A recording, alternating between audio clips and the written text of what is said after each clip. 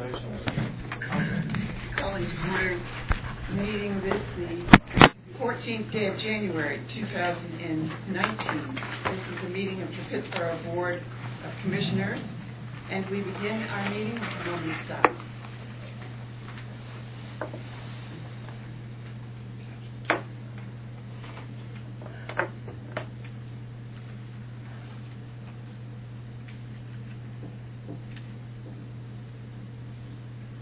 Thank you.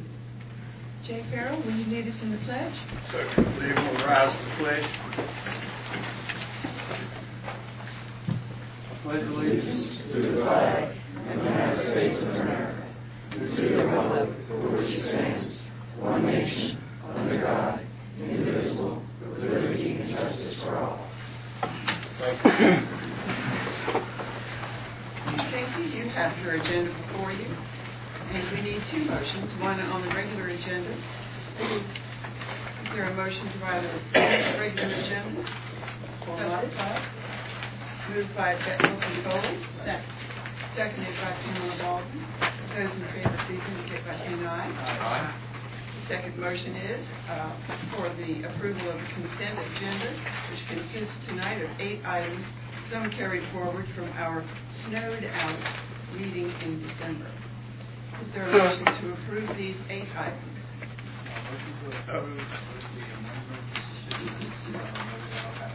Excuse me one minute. I have just one question on item 7. I think it was out with surgery that today, but maybe I just have one question regarding that. Would we like to pull it? I believe there is a speaker tonight in the public expression period to speak on that, on not the operating budget amendment, but on the matter of the Pittsboro Elementary School bridge. Yeah, my main concern was just the price on this. I wouldn't understood if this was just engineering pricing. It was engineering and finished construction. Engineering pricing at this point. Wow. Okay. That's I wasn't here for that night, so I'll just have to accept it. We know that for sure. All of construction and engineering.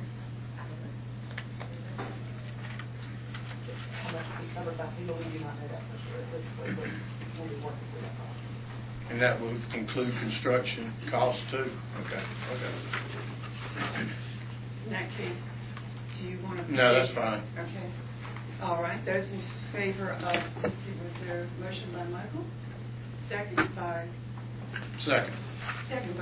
Jay Farrell. Those in favor, please indicate by saying aye. Aye. Those opposed. Motion carries. We were expecting some folks to be with us tonight for a ceremonial presentation, and I'd like to delay that for just a moment until Finley arrives.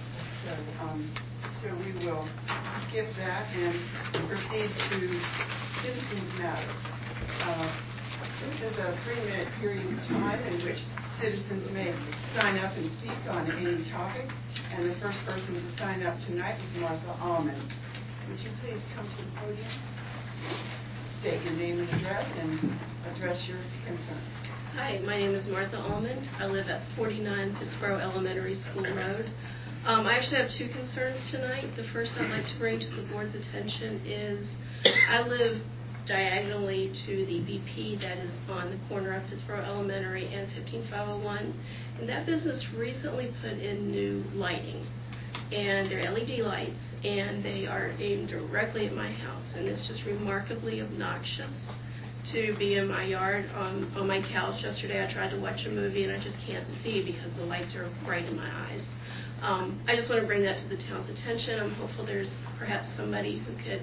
I can give an update. We've sent a notice of violation to the property owner and to the store.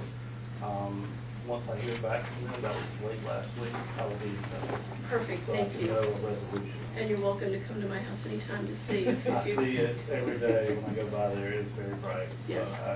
We're trying to work with them. Thank you. I appreciate that. And that was brought up at Planning Board, and our Planning Director, Jeff Jones, is the one who will be working to correct that. Perfect, thank you. The second item is the bridge that has been washed out with the hurricane. The only thing I really want to add to what you guys probably already know is I've lived in this house since 1989. Our starter home became our ender home. About roughly 20 years ago, I can't remember the exact dates, but it would have been 18 to 20 years ago, there was a local rain event that completely washed out the bridge and destroyed the culvert at that point. This bridge was replaced between 18 and 20 years ago. And now it's happened again, and as we have more and more storms, which seem to be occurring, with more development in the area, so there will be more impervious surface, I'm willing to bet, as I'm sure you know, that there's going to be more and more water coming through that area. And I just would like to strongly encourage the town to think about the biggest way to replace that culvert so that we don't have to do this again in 10 or 15 years. And Brian Grisbeck has posted, what, Brian? It'll be a structure that the dimensions aren't going to be exact, but it'll look approximately like that, an aluminum box culvert structure. Okay. That's bigger than what's there now. Okay. Is this online? I was kind of curious to know what an aluminum box culvert structure looked like, so I just Googled that, to be honest. So this isn't the design that, not for both, this isn't the design necessarily that we'll be using, but the structure could approximately look like something like that. Okay. And be close to that dimension. Okay, that's terrific. And we'll keep you posted in what's happening. We're going to be somewhat involved with the residents in the area as construction. Okay, thank you. I appreciate that, and I appreciate everything you're doing to the resolution of this. It's a little difficult, inconvenient, and a little difficult to work around that sometimes. So. I'd also like to say I share your concerns. At a prior meeting, Elizabeth Goodson brought up on an item. It was my general impression, forgive me if I'm misstating it, but that we had an option to choose a maximal design parameter, and we did choose that. It will not solve all storm events, but it would be better design, and it was much higher storm event than the current design. Okay, thank you. I appreciate you doing that. I really do. Elizabeth is our town engineer, so. Okay, nice to meet you. Which event is it? I believe it was 25 years. Okay. And previously it was, I believe, it was 2 years. Thank you. I'm going to interrupt our public expression period for just a moment and go back to an agenda item. I'd like to ask Jewel Cross to come forward.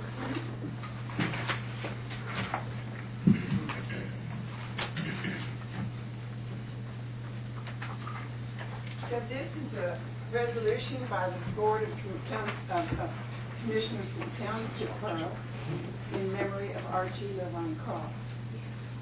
Whereas Archie LaVon Cross was born on October 8, 1955, and died on December 19, 2018, and for 63 years, the town of Pittsboro was honored to have Archie as an active ETJ community member.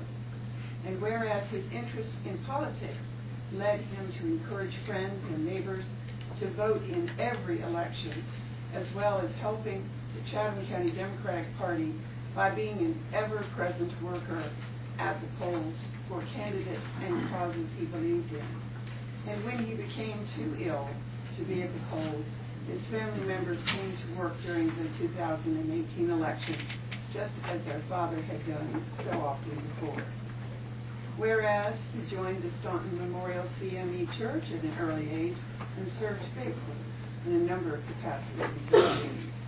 Whereas Archie Cross was a member of the Northwood High School class of 1973, the first class to graduate from the new high school, and in 2018, Archie Cross was inducted into the Northwood High School Hall of Fame for his outstanding contributions to the football team.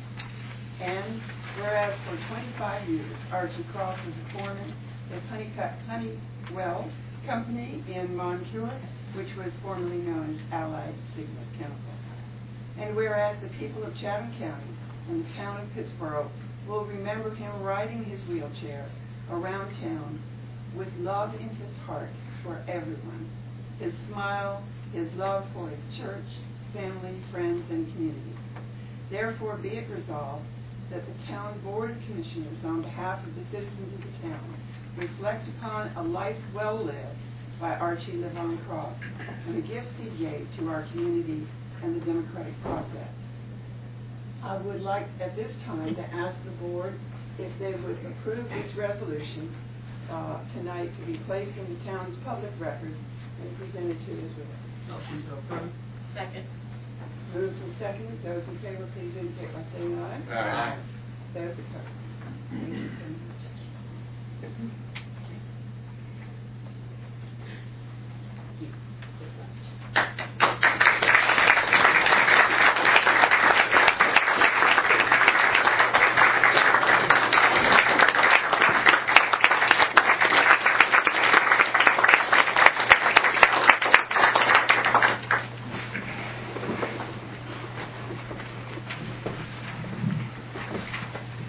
Solemnity of that process is just beautiful. I wanted to make sure that we had everybody here for that. Thank you. Our next speaker under public expression is Liz Cullington.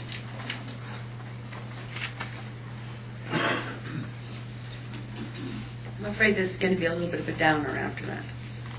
Liz Cullington, 390 Rocky Hills Road, Pittsboro. I don't believe that the board is being asked to actually approve Chatham Park's tree protection element tonight. I wanted to urge you to take a very thorough look at it. There's a reason why it was not provided in the red line version, because it's a significant rewrite which includes at least one new and undesirable approach, along with some old and new pitfalls. The biggest problem and danger in this new version is how the percentage of tree coverage could be calculated. In an earlier version, the tree coverage area could be somewhere else than on the site, but had to be identified with a site or subdivision plan, and thus subject to planning and town board approval, and had to consist of a permanently protected area of existing or replanted trees. Now, Chatham Park could submit a plan with tree coverage area calculated on a wider basis, so that in addition to any on-site stream or perimeter buffer trees or street trees, any shortfall could be met somewhere else within a, quote, tree coverage planning area, unquote, with Chatham Park getting to say what that area is. And there is no limit on how big that planning area can be. Hypothetically, it could be all of Chatham Park's 7,000 plus acres, and they could be showing that there are currently trees elsewhere. And in this new version, those off-site existing trees in this tree coverage planning area can count as required tree coverage area without being permanently protected. This is a huge change for the even worse. You may have already noticed in the element the low percentage of required tree coverage, and I urge you to require more, but if this first problem I've identified is not remedied, it really wouldn't matter how high the required percentage was. While there probably should be some kind of mechanism for when the required tree coverage can't be provided literally on a site, it should be provided nearby with no exceptions. An element should ensure that. That would mean deleting all the provisions relating to this new tree coverage planning area, but also, A, all subdivisions should have tree coverage area within the development, and for residential sections in village centers, it should be in the immediate vicinity. And B, even small site plans must require an associated tree coverage area, and for those larger ones, larger site plans, if the trees are not on a specific site, it should be dedicated and protected and shown on a plan for the specific development and be located within it, such as, for instance, the area on a commercial subdivision plan. The standards for qualifying as a specimen tree are too small, given that one or a cluster of such trees gets to count as double the tree coverage area. in terms of 200% of the root zone instead of just the root zone area. These could be merely relatively mature trees, not particularly old or special, particularly if large timber pines. The planting requirements for replacement trees are far too sparse and need to be vastly increased for shade and for habitat, and just to ensure long-term survival of at least some of these trees. Absolutely nothing in this element ensures that any of these existing or replanted trees will be able to result in offspring trees except those in the undisturbed areas of stream buffers. Even a far larger specimen tree that is saved may not last long and won't be able to perpetuate its possibly stronger and healthier genes through offspring trees if it's surrounded by thick mulch, mown grass, pavement and or buildings. These are hardly the only problems with the element. Just to name two more, in a strange final section, open space can qualify as tree coverage area, even if it's a paved plaza, and a field inventory report does not have to be done on the ground or even through a relatively up-to-date drone aerial survey. The element also begins with a long list of the benefits that intact forested areas and trees provide, but a 90% raising of trees over 7,000 acres makes a mockery of these goals. Chatham Park should either make good on these aspirations or delete this piece of greenwashing. Thank you. Thank you, Liz. The next speaker to sign up is Anne Marie Schwankel.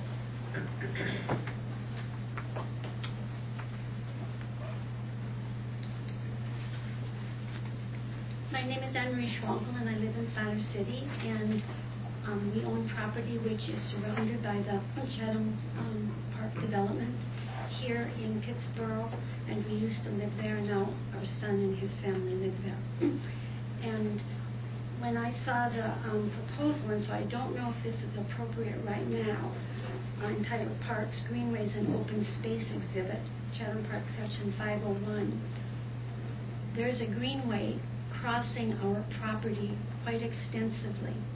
And my question at some point is why is our property having greenway that it sounds like an allotment is needed for Chatham Park? And that would be included in their acreage that's needed. The map that I saw brought up before about this subject did not have that greenway in the map, and so I don't know if it's already been taken out, but this map I got just last week, and so my husband and I wanted to address that. Thank you. Let us refer that to the planning department so that that can be examined, and we can't answer that question tonight necessarily, but if need be, there can be perhaps a meeting of the minds in that fashion. Okay. And when you say the planning department, I have to give this to somebody? Well, if you've got that, if you give that to the clerk, Alice Lloyd, and then she will photocopy it for the record, and then give it to the planning department who are here on the front line. Thank you. And our final speaker is Owen Essen.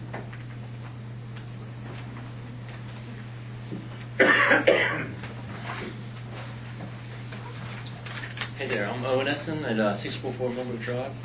About 2.5 years ago, you all appointed me to represent the town of Pittsboro on the Chatham County Food Council, and I wanted to just very briefly come report back and just briefly say what it is and what we've been up to. I see the Food Council first and foremost as a communication channel for the various stakeholders in the local food system. So we've got farmers on the council, we've got owners of local food-related businesses, consumers, we've got former representatives from different government departments, so all different kinds of people that are involved in the food system in some way that meet on a regular basis and talk about the food system and what challenges are out there and what opportunities are out there. And this past year we were working on really expanding that communication channel to be even bigger. So we organized our first ever Farmers Forum. We brought together a lot of different kinds of farmers, different sizes, different conventional, organic, brought them all together in one room to have a conversation about what it's like being a farmer in Chatham County. And what's going well and what could be going better. And it was a really positive thing. We had a really big turnout. Had a lot of great conversations that are continuing to go on even after the meeting happened. We did another event for heads of the different farmers markets in the area to talk about how the farmers markets are doing. One of our goals for this year is to have a better communication channel with local elected officials. So a few of us are going to start coming more often to meetings of this board and also county commissioners in Siler City, and just to make ourselves available as a resource if any food-related questions come up. Part of our whole deal is that we're constantly building relationships with so many different people and having conversations about what their needs are and what their interests are, so that we can kind of have an information trust available as food-related policy questions or whatever else comes up. So thank you for all that you all have done already for local food, and please let us know if there's any other way that we can be of service to the town of Pittsboro. Thank you. Thank you very much, Owen. The next matter on our agenda then is commissioner updates and manager updates. This is a time in which we want to share with the town events, and it's a little bit longer a list than usual in so much as our December meeting was canceled due to weather. As mayor, I attended on November 27th the groundbreaking for the new Cora building. On the 29th, cut the ribbon at a new business down on Hillsborough Street called Gathered Home, a home decor. On the 3rd day of December, spoke to a Girl Scout troop at Briar Chapel. On the 6th of December, attended the Community Leaders Luncheon at the Apex Mormon Temple with Bette Wilson Foley.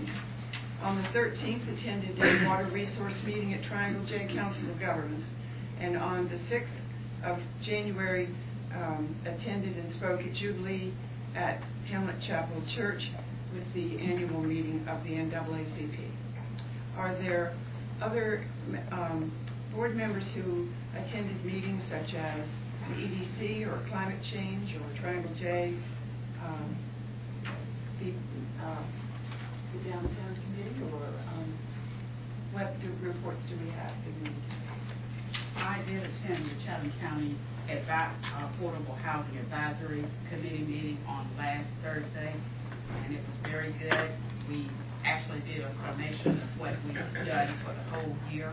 So, and we are going forward again to look at additional housing issues, and it's open to the public, so it is the first Thursday of each month. So you are certainly welcome to come, and generally it's over at the Chatham County, it's over at the new agriculture building.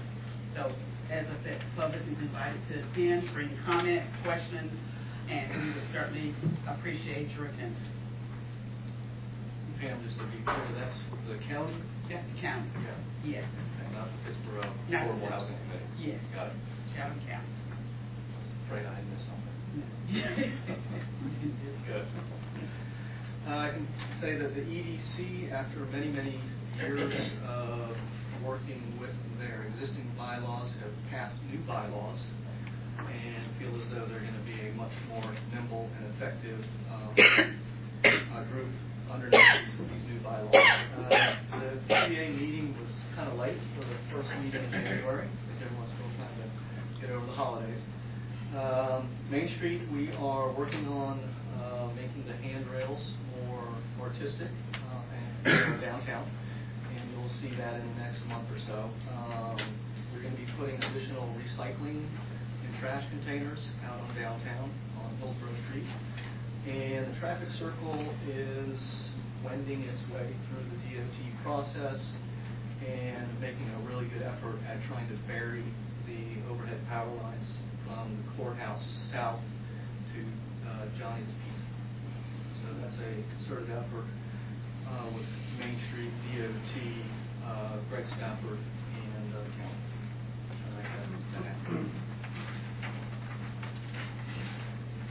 Any others? Reports? Yes. The Climate Change Committee is having actually it's not a formal meeting tonight, but the Climate Change Committee did publicize an extension workshop that's happening this evening on the subject of forestry, agriculture, and carbon sequestration. Debbie Roos, our famous extension agent, has been organizing this, actually with fairly short notice, and she's attracted more than 100 landowners who registered. That's happening, started at 6 o'clock, and it'll be going until 8 o'clock. Another note, I attended the NCDOT Transportation Summit, which is an inaugural event, first time they've done it. Apparently it's fairly remarkable that Secretary Trogdon only 6 months ago sprang this idea on his staff, and they pulled off a remarkable event. The big question was how are we going to pay for roads in the future, because the gas tax is falling short. Revenues have been falling short for more than a decade, and in North Carolina, increasing the gas tax is unpalatable because we already have a higher gas tax than other states. So this big topic conversation, what other means are we going to use to pay for highways? No answers, but conversation continues. I was approached by a member of the state DOT, so the Secretary's Board of Transportation. His name escapes me, but he expressed interest and satisfaction the boulevard in planning known as the Chatham Parkway had been resolved, and that was new to me. So I'll bring that up, I suppose, later in the evening if Commissioner's concerns found. So I'd like to learn what happened at the meeting I missed because my mother's 80th birthday, and hear what might have happened in the intervening month and a half. I think that's it for me.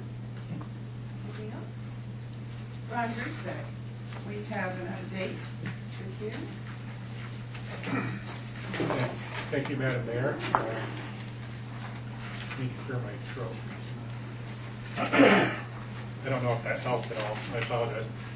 I'll be brief. The few things I just want to mention this evening. We earlier had a question or two about Pittsburgh Elementary School Road Bridge and culvert reconstruction. As a couple things I want to point out about that, as Commissioner Bond has pointed out, back this last fall, the board did elect to go with a more intensive approach to repairing that culvert location, and as a result, that's going to take a little bit more time and expense, and it's probably why there's a little bit more of a cost associated with designing that.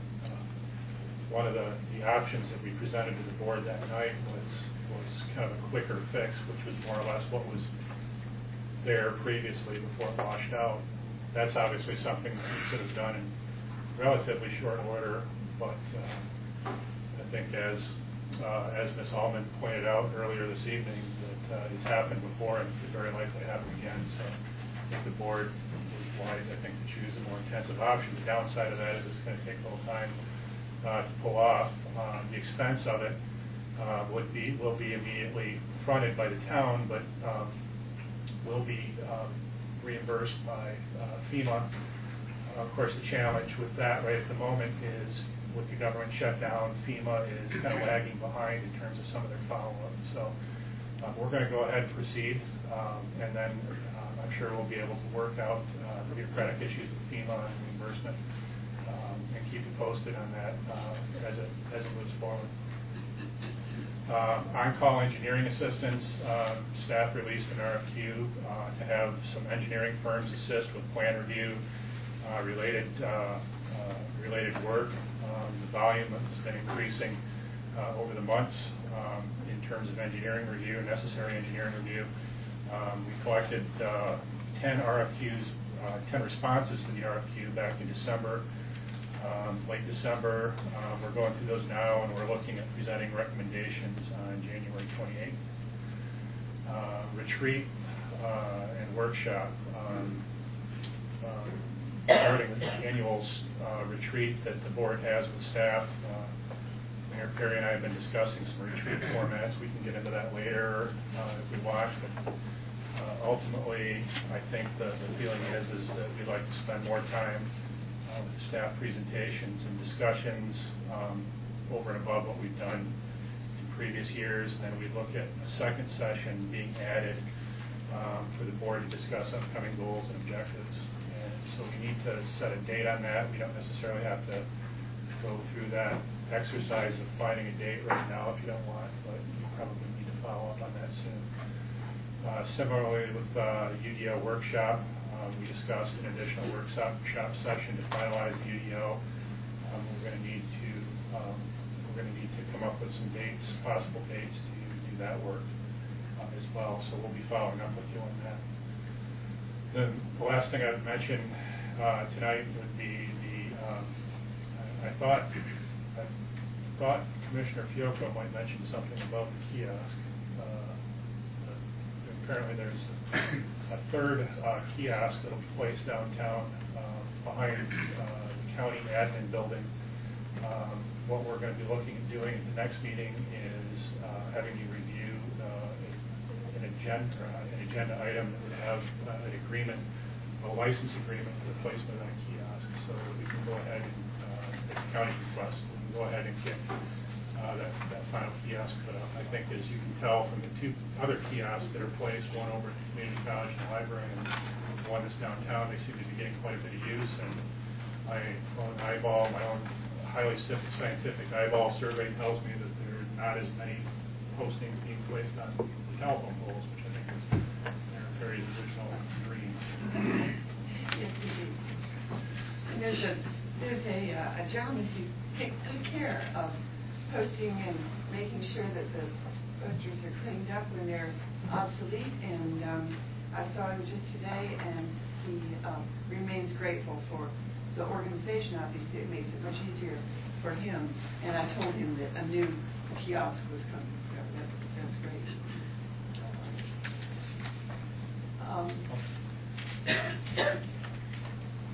I think we have the plans and steps on the second and third pages, and then the upcoming meeting for rough agenda items that will be coming up for January 28th and February and March meetings.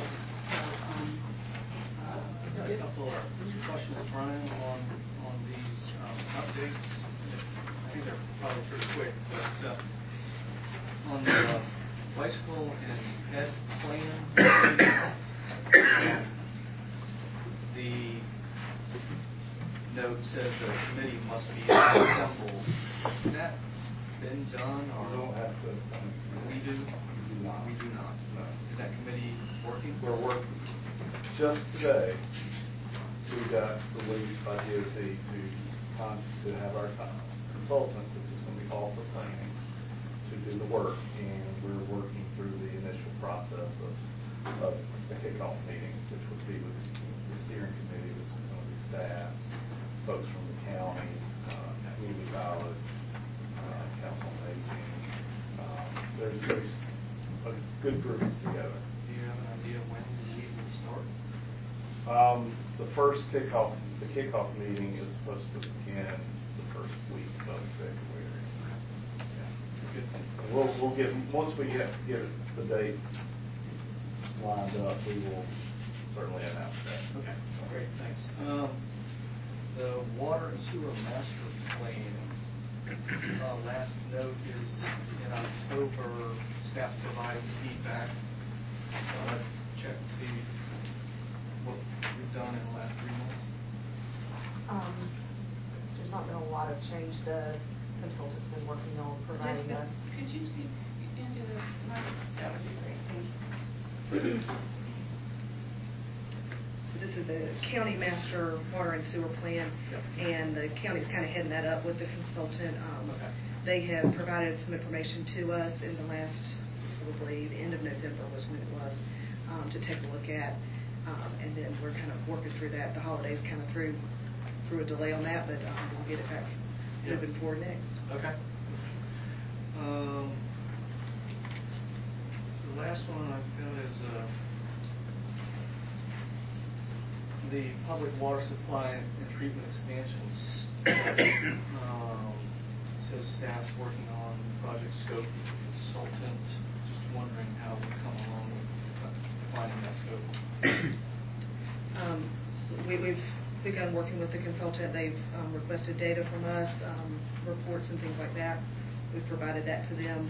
They're compiling it, and then we'll move into the next step. I hope to have a schedule for you, kind of what the remainder of that project will look like at the next meeting or so. Okay, thank you. Thank you. Anything else, Brian? No, I'm not. Commissioner Bonas made a comment about the boulevard, and I'm not sure. If you want to expand on that, you might be able to help, but I'm not really sure what. Sure. Chatham Park, there were discussions and the board took action at the November meeting on this subject. And the compelling thought comes to me each time I think about this is the questions about the timing of not the northern portion, but the southern portion. So I think that's a question that Chatham Park would need to answer, but Yeah, I'm not, unless Jeff is aware, I'm not aware of any resolution. I don't think it's been fully through the process of scoring and awarding those projects that would be funded by the state. Still going through that process. What the board did at the November meeting was to agree to continue to endorse that project so that it might receive reimbursement funding funds at a later time.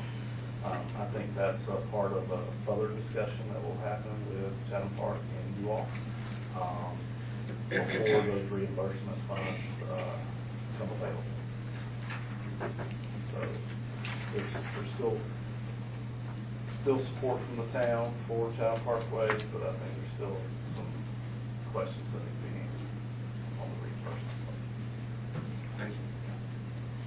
In the meantime, after we presented the resolution in memory of Archie Croft, his daughter Sharon Croft has come in, and I just wanted you to know, Sharon, we went ahead with the presentation to your mother, but it is with heartfelt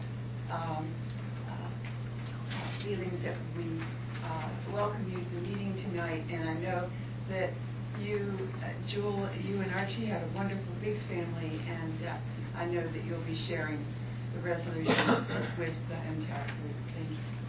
Thank you. Under new business, I just have a question about, while we're on the subject. Oh, sure. I had a question about whether or not there is going to be boring on Thompson Street.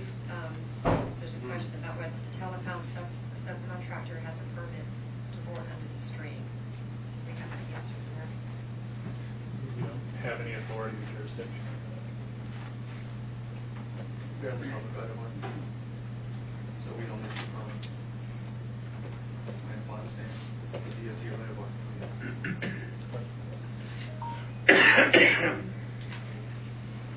Any other questions on the update? All right, under new business then, the first item is the fiscal year 17-18 audit report. Jay Sharp, are you in the house to present on behalf of Reeves and Associates, our audit team?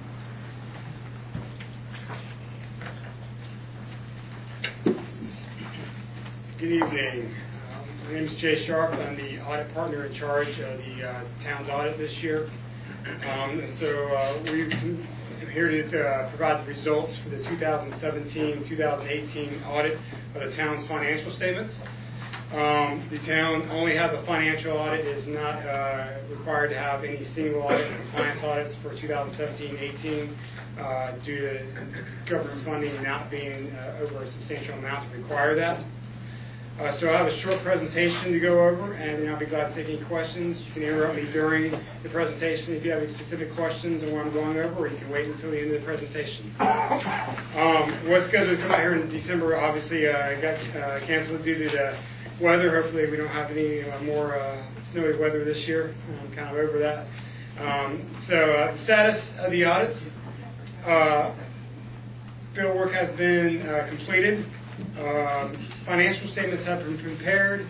As of the December meeting, the audit had been submitted to the local government commission for their review and approval, and had not been approved as of that day, but it was approved, I think, 2 or 3 days later, so it has been approved as of now. So the audit was approved by the local government commission, no issues with them. It usually takes them anywhere from 2 to 3 weeks to review and approve town audits. So the roles and objectives of the auditor, I kind of go over this every year, but I'd just like to bring up as a refresher. We don't necessarily just come in and start looking at all the numbers. There's some things we do ahead of time on the first couple of days. We actually come out and do preliminary field work in the summertime, looking at internal controls, both getting an update of internal controls in place and testing those controls. And so the controls we tested this year were controls over cash disbursements and payroll. With our understanding of controls in place and our testing controls, we perform what you call a risk assessment. And so I said in the past, we put a specific risk on different areas of the town's financial reporting, whether it, for example, be cash, accounts receivable, revenues, expenses. Those risks can change year to year. One year might be high risk, one year might be low risk, depending on our results of test controls and our understanding of how controls are operating. And so based on that, we have what you call a risk-based audit approach. And so we will key our audit procedures on the higher risk areas. We do look at the other areas, but our procedures are going to be keyed in on the higher risk areas due to our understanding of controls in place. And so we perform audit procedures to obtain sufficient evidence to render an opinion on the financial statements. That is why you hire us, is to give an opinion on the financial statements, and that can be found on pages 1 through 3 of the audit report. Without that opinion, the financial statements would be meaningless.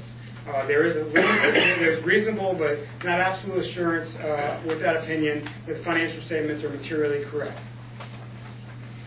So the results of this year's audit. Scope and timing of the audit were on track. I'm happy to report we issued what you call an unmodified opinion on the financial statements. As I said in the past, this is the best possible opinion that the town can receive on its financial reporting, and it is the opinion that the town should strive for year in and year out on its audit. Happy to report we had no findings. This is back-to-back years we had no findings on the financial statements, and the first time we did not have findings back-to-back years. We had findings every other year. We did issue a management letter. The management letter kind of goes over some operational matters we think seeing some improvements. There's really 3 levels to a management level. There's material weaknesses, significant deficiencies, and just general operating matters. The first 2 really should be of concern with the board, but I'm happy to report that we had none in those first two categories. The only category we had management letter comments on were just general operating matters. No significant deficiencies this year and no material weaknesses. I always like to talk about adjusting journal entries. So obviously we're coming in and looking at the financials, and if we see things that can be corrected or need to be corrected from the financial reporting process, we make those recommendations. Happy to report we only had several adjusting journal entries this year, and they were mostly due to capital projects and retirement issues. The capital projects, because of the way the financial reporting accounting system works for the town, we have to do some adjustments on our end for financial reporting purposes. We do this every year, so there's nothing to be concerned of there. The retirement we're going to talk about when we talk about new accounting policies this year, but the GASB, who controls governmental accounting, issued another pronouncement having the town having to report more liabilities relating to retirement. So we're going to talk about that in a second. So required communications. We're required to communicate a few things to those charged in governance, the board, with the financial audit every year. So one thing that I was just talking about is we're required to report on any major accounting policy changes each year. Now, obviously, there will be minor things every year, which we don't talk about, but any major accounting policy changes we're required to talk about. So this year, the town had to implement GASB 75. If you remember, probably about 5 or 6 years ago, you had to implement GASB 68. Basically, what it said is the town had to show its portion of the liability relating to the retirement system. The first year, actually, you had an asset on the books because the retirement system wasn't good. But every year since, the assets of the retirement system are less than the liabilities. And so basically, from the state level, every municipality that is obviously in the retirement system has to take their portion of the liability and show it on the books. So unfortunately, they implemented something else this year called GASB 75, which took the health care and the death disability part of that also, and you have to now recognize that liability. And so kind of makes the overall financial statements not look as good from the liability standpoint, but I like to tell everybody, because there's some, obviously concerns and questions that come up, is obviously this would only happen if the state retirement system completely failed. And we probably have to have a catastrophic event for that to happen. And so that's just worst case scenario. If that happened, the town would be responsible for that portion of the liability relating to any retirement benefits paid out in the future. We don't see that happening anytime soon, hopefully for years, decades, or centuries, and so there's nothing we're really concerned about. It's just some accounting standards that have come in place that are requiring municipalities to do that. It also happens for school boards, counties, and it's all throughout the country, not just North Carolina. One of the areas we key our audit procedures on are estimates. Obviously, some numbers are hard and fast numbers, cash, fixed assets, receivables, things like that. But there's some things that are estimates. And so we do key our audit procedures on the estimates that are done by the town on its financial reporting. I'm happy to report all estimates appeared reasonable in our opinion this year. I'm happy to report we had no disagreements with management. We also had no difficulties encountered during the audit process. Complete cooperation from the staff, both when we came out here for preliminary field work and final field work. Before I get to the numbers, any questions on the audit procedures and the results of this year's audit? All right, the next few slides are some graphs talking about the numbers, the financial numbers for the town. I expanded these, Heather asked me to expand these for about 10 years. I think in the last couple presentations I've done them for 2 or 3 years. So this gives you a really broad range view of the town's financials over the last 10 years. The first thing we're going to look at is the general fund summary, the revenues and expenses in the general fund for the last 10 years. Your first thing you'll notice is the revenues have increased, especially the last 6 or 7 years in the blue right here. Red has increased also, but not as significantly as the blue. So your revenues are outpacing your expenses for the last several years. You kind of see back in 2012 through 2009, your expenses were actually higher than your revenues. And then in 2013, you kind of broke even, and ever since then, your revenues have outpaced your expenses leading into 2018. The next chart talks about your general fund balance. It's obviously very important for any town to have a healthy fund balance in place. You'll see the 10 years, back in 2009, you started at $2.8 million, and at the end of 2018, you're almost at $4.8 million. So you've seen a significant increase in your fund balance over the last 10 years, almost $2 million.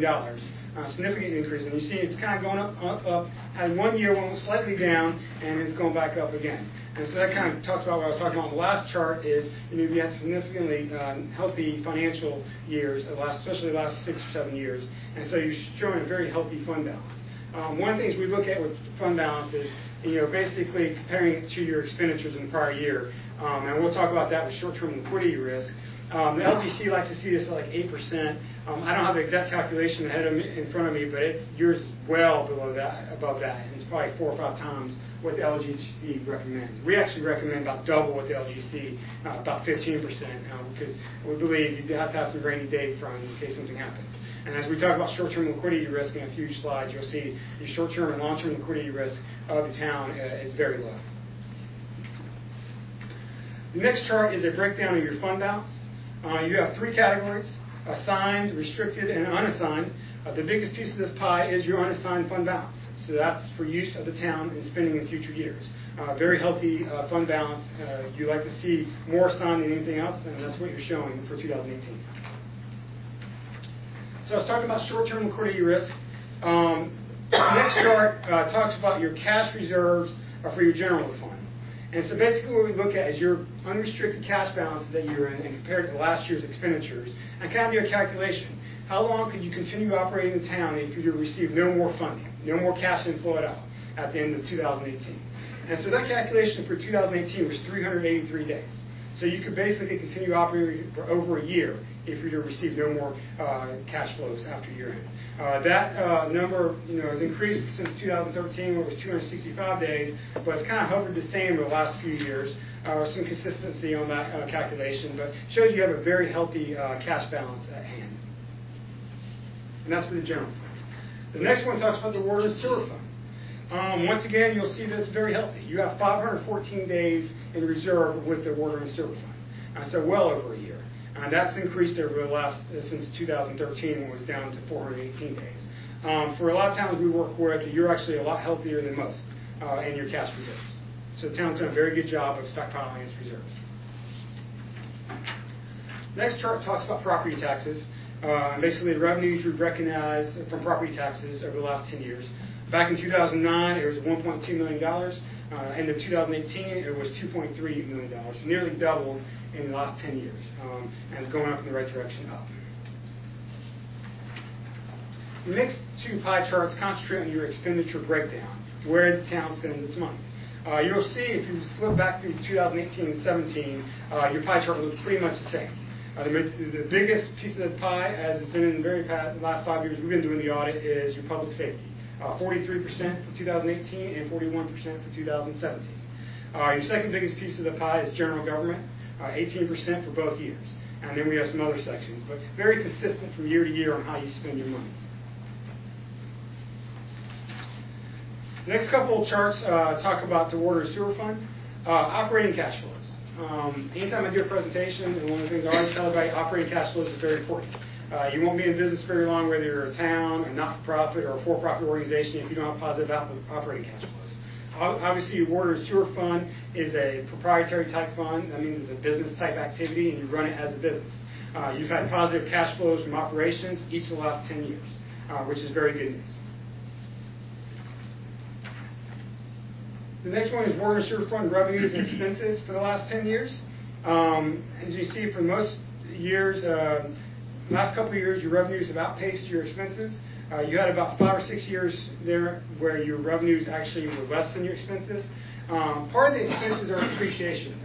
Depreciation is a non-cash expense, and it's basically depreciating all the water, sewer, the pipes, everything that is in place, your infrastructure relating to the water and sewer fund. And obviously, you have a substantial amount, and so your depreciation on an annual basis is a pretty high amount.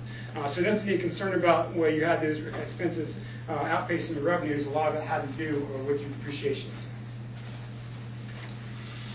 The final chart I want to talk about is your quick ratio. This is a liquidity ratio or a short-term solvency ratio. Basically, it's comparing your current assets that are really liquid to your current liabilities. Obviously, at the very minimum, you want it to be 1-to-1. That means you have your exact amount of current assets to pay off your current liabilities. Your actual ratio for 2018 is 8-to-1. You'd like to see this, I recommend anywhere from 3 to 4-to-1, and so you're well above that. And then you see it's back in 2013 it was 4-to-1, it's kind of going up and down, but you've been well above where we recommend your quick ratio being. So basically, the financial picture of the town at the end of 2018 is a very healthy picture for the town. All the ratios we calculate are showing that it's a healthy both short-term and long-term. So I'll be glad to take any questions you may have on audit procedures, results of the audit, or any of the ratios I was talking about. Thank you, Joe Sharp. Are there questions from the board?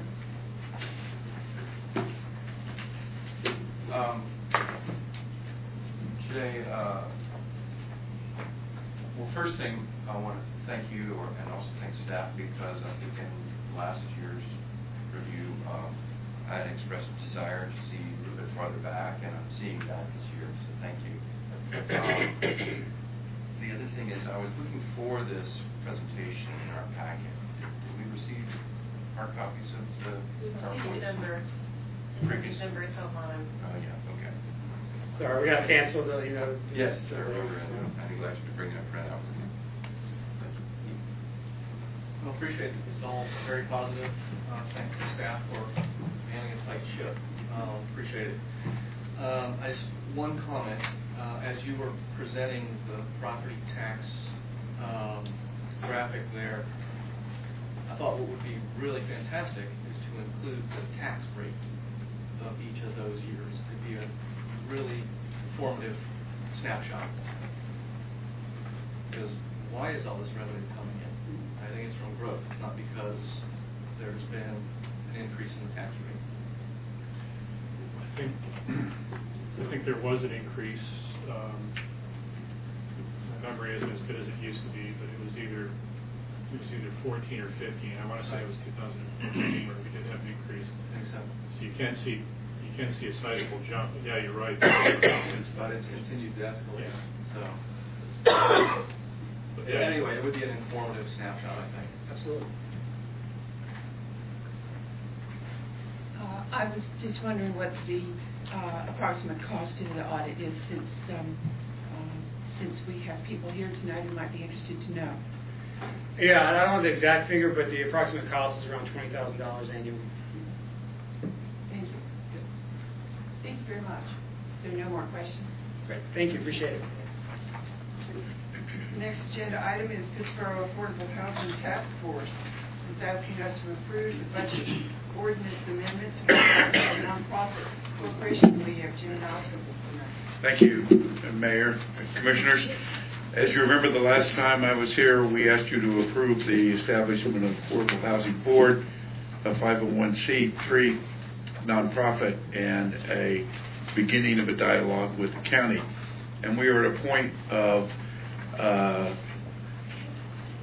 getting our 501c3 status in order, and I wanted to do two things to let you know where that stands and then ask you for some funding.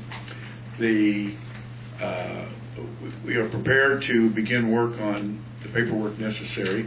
The first step is to do a North Carolina nonprofit corporation, because that's required before you can go to the IRS and request approval for a 501c3. Patrick Bradshaw, local attorney, has agreed to do all the legal work in association with that effort at no charge. And I have begun discussions with accounting firms in town to talk about the accounting side of the 501c3 presentation or preparation that we will have to do. So I'm asking for a budget amendment to cover the fees that will be associated with these filings. $60 for the North Carolina State Nonprofit, $600 for the IRS 501c3 filing. And the remainder of the $2,500 will be used for the necessary work from the accounting structure and any miscellaneous small items that we might need to do in terms of producing any visuals for the presentation. At the interim Affordable Housing Board meeting that we had after your approval, we set forth these particulars and voted to come to you for a request of this funding. The way it would be worked is through the budget amendment. We would simply ask the town then to provide checks based upon our invoicing for the fees and for the work necessary for the 501c3. You've heard the request. Is there a motion? I'm sorry, can you repeat the request? The request is to make a budget amendment to make available $2,500 for the Affordable Housing Board to pay fees associated with our filings and the work necessary to prepare the documentation for particularly the IRS. I'll make that motion. Second. Moved by John Bonnet, seconded by Bette Wilson Foley. Are there further questions of Jim Knowles? Those in favor then, please indicate by saying aye. Aye. Those opposed? Thank you very much. Thank you, Jim. Next item is the demolition of the building at 50 West Galveston Street. We have Taylor Austin tonight, but are you going to do the introduction?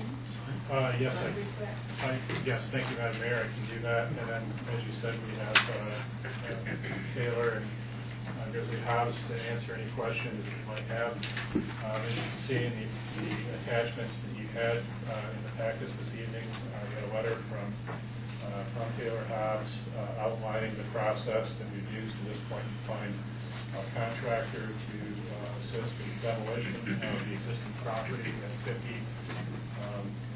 Salisbury. And on December 10th, we open bids to accomplish the demolition. We received 3 bids at that point. The lowest responsive bidder was from D.H. Griffin. And you can see that there's an outline that has the different alternatives, and Taylor can go into a little bit more detail about that. The base amount for the contract would be $178,650. As you might recall, that's well below the, I believe, $312,000 that we had originally identified for demolition on that. The structure itself, after some preliminary environmental study, we did determine that there is asbestos, as could be expected from a building that was constructed in that time period. That asbestos has to be removed in a very prescribed fashion. The recommended responsive bidder, D.H. Griffin, has extensive experience with that. And we are confident that they can accomplish what needs to be done within the time frame that we've outlined. I think if we were to approve this contract this evening, we would be looking at a start date of January, early February. The building structure would essentially be taken out, leaving the pad. The pad is the concrete pad, or the flooring area is one of the areas that does contain quite a bit of asbestos as a result of the asbestos being there. But after we tested, we found a considerable amount. That would, of course, have to be removed in a prescribed manner. The material that would be left after we remove the concrete would be essentially a crush and run material, or alternatively we could consider some grassy, more event-friendly surface as well. I think there's some special with that. But that's essentially the detail that we have for you this evening. Is to essentially authorize the matter to go ahead and execute the contract and begin work on demolition. I think, I'm not sure if I'm pretty sure I left something out. I did a good job. Brian, question. You mentioned the slab containing asbestos. I understand that is between a top slab that was put in years, only probably 10 years ago, maybe 15, and that the asbestos is between those two, the original slab, the floor for the building, with this new slab on top of it. So if we were to leave the concrete in place, the public would not be exposed to asbestos. Right. And I will note, the $178,650 recommendation is if the slab comes out and the asbestos is removed, that's the worst case scenario, where the two slabs don't come apart and it's hard to, and the asbestos tile does not easily come out. If in fact that's not the case, which we have some reason to believe it would come out more easily, there would be a deduct change order to the alternate G1B price of $133,710. So it possibly would drop significantly depending on how that slab comes out and the asbestos can be removed. So that's just a nuance. The $178,650, assuming the slab comes out, would be a worst case scenario. Are there any other questions for Taylor, or do I see a gentleman from D.H. Griffin? Not tonight, I don't think. So what is the time frame on this? Would you anticipate that this building would begin? Well, it really is as quickly as you could finalize the contract and get it signed. But the representative from D.H. Griffin said early to mid-February is reasonable, and we've got a 60-day consecutive day construction period to be complete. We have reason to believe we can go quicker than that, but that's the actual contract time, 60 days. Well, I'll mention that I think, I don't know how long ago it was, conversation about taking the building down and what to leave there. And, you know, when we purchased the property, we were able to take down the chains and open up parking for downtown merchants. And I think it's been very successful. And, you know, the idea is that at least what I originally thought was if we take down the building, leave the slab down, we can use that for additional parking as well, while we finalize design and get it full construction. I think the first thing that Taylor said to me was, I don't know, that slab might be too slick to leave because it's an interior finish, and that it might, if it's wet, be more slick than regular asphalt, regular concrete. So it, you know, honestly could be a liability to have it there. I want to move forward with the project, but I would like to go with the base bid, item 1, $58,000, and ask the contractor what technique, what could they do to rough up the surface of the concrete so that it was slip resistant and that we could use it. And I'd ask the question is, if we were to get under construction, award the contract at $58.95, and the price for such an additional piece of work comes back and we don't think it's worth doing and we find merit in taking the slab out, would the 178 or 133 still be in play? I can ask that question. Okay. It's a reasonable question. My assumption would be that they would honor it, but I'll certainly ask. I would think so too. I mean, they're an exceptional organization where they work. I'm happy to see them on the job. We are too. Yeah. Well, I think we also need to prepare for the contingency, know what kind of condition that the edge of the concrete slab is going to be. Yeah. What kind of liability we might be carrying in terms of, you know, cars driving over that. I mean, I'm sure there's a way to treat that in terms of ingress, egress onto that slab area. Yeah. I don't know what that looks like yet until we get the building.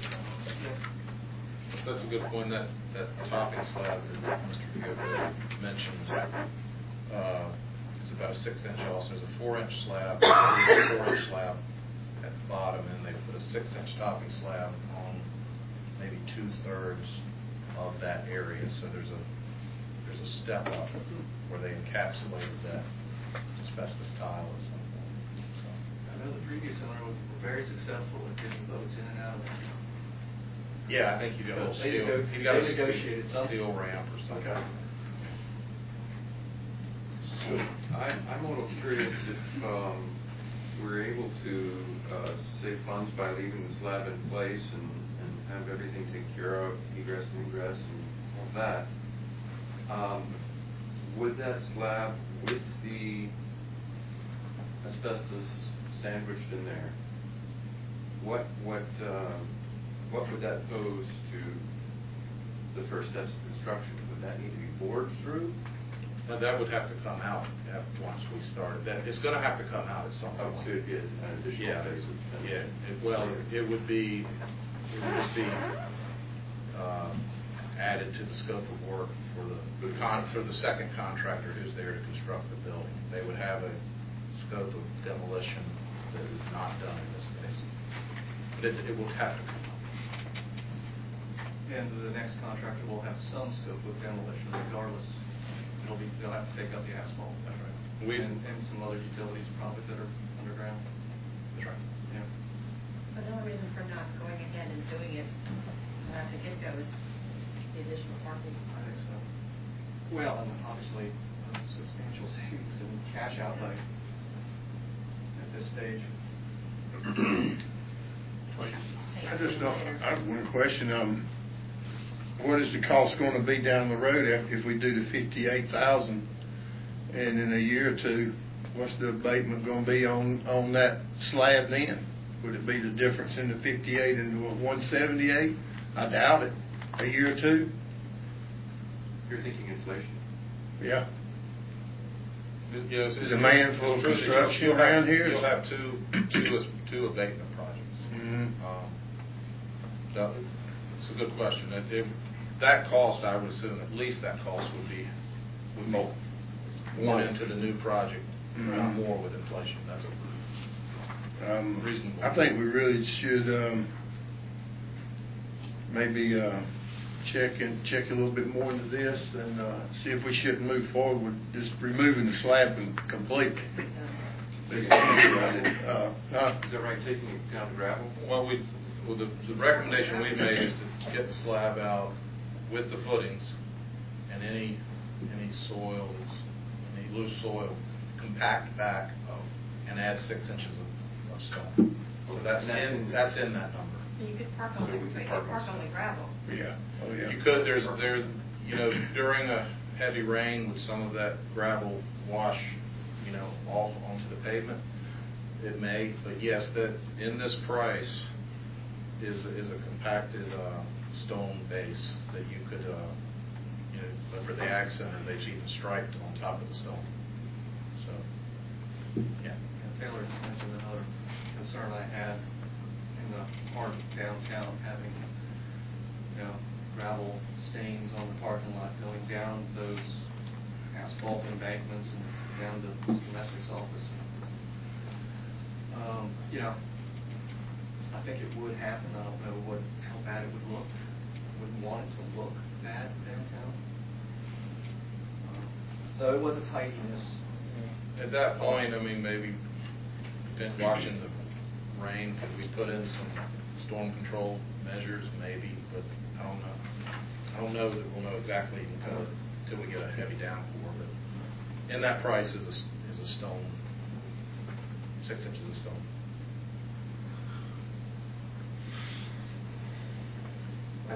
Andy, excuse me, Mr. Osborne, Andy, let me correct me on the 133.7.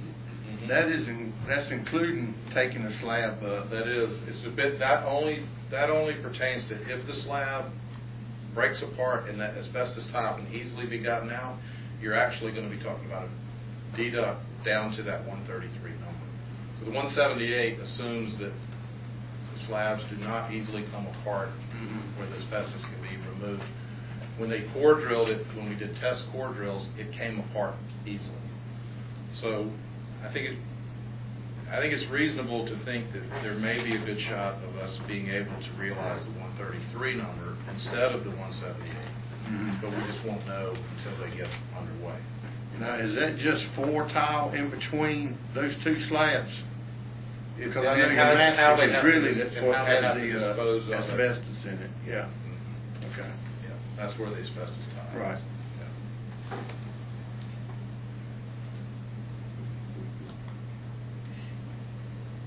What's the pleasure of the board? Which bid is interesting and efficient? I think I've heard a couple of questions that we could get back for more information. I don't want to delay this, but is that what we're seeking? Is that where we stand? Well, I think I would make a motion to approve the base bid with the question asked of the contractor, what additional cost might be incurred for running up the surface so that it's not a slip, and if these other prices would stand should we decide after construction starts to move to a bigger scope of the project. Try that.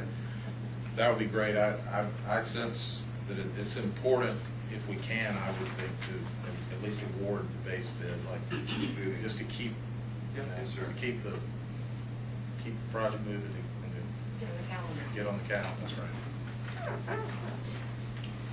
Yeah, I support that, and I also would very much like to add to that motion to ensure that Commissioner Farrell's question about possible inflation in these scenarios, I think we need to understand that. But I'm not sure how that works for giving y'all marching orders. So It just looked. Go ahead. if we look at the gravel, and then when they get ready to start construction, would we also have to pay for removal of the gravel? So that would be an added. Yeah, it would, but that's you're going to have to remove in any project. You're going to remove something. Because we're going to have to lower the site to build the floor, so. It's going to be moved. Okay. It's going to be moved. That's not significant. All right, it's just removing it, you sort of get rid of your number of unknowns, and you get all the asbestos gone at once. You don't have a remobilization as far as that goes. Bringing equipment back in for a second time, that's going to be an expense. It's the abatement of the asbestos in the concrete that would be the added expense versus, removing the crush and run and the other materials and things like that are without the asbestos. Yeah, like Taylor said, there's two abatement projects. If you leave the pad, right, wrong, or indifferent, if you leave the pad, you're looking at two abatement projects. You're looking at one involved in the building, and you're looking at another at the time of construction for the concrete pad. That speaks to your concern about the inflation. As stated, I mean, if we could go ahead and approve the base bid and then exercise some due diligence on, what it would take to utilize the concrete surface and what it would take to do a second abatement project, that might be a way to go. I'm also thinking that we're going to be paying cash for this presently, but at the next stage we'll be financing.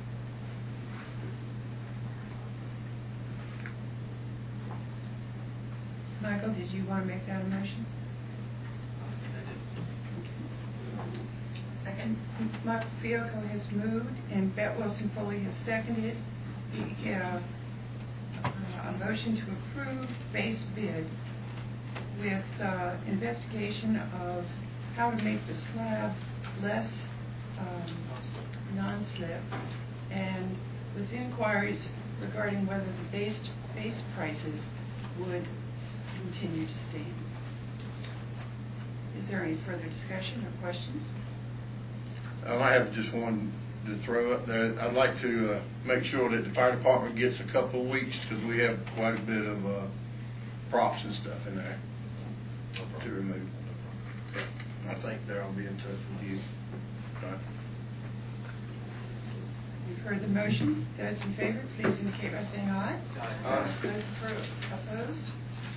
Motion carries unanimously. Thank you. Taylor, a final question. I agree with Mr. Fiocco about D.H. Griffin. They're an outstanding firm. And as I recall, they did the work on the courthouse. They did.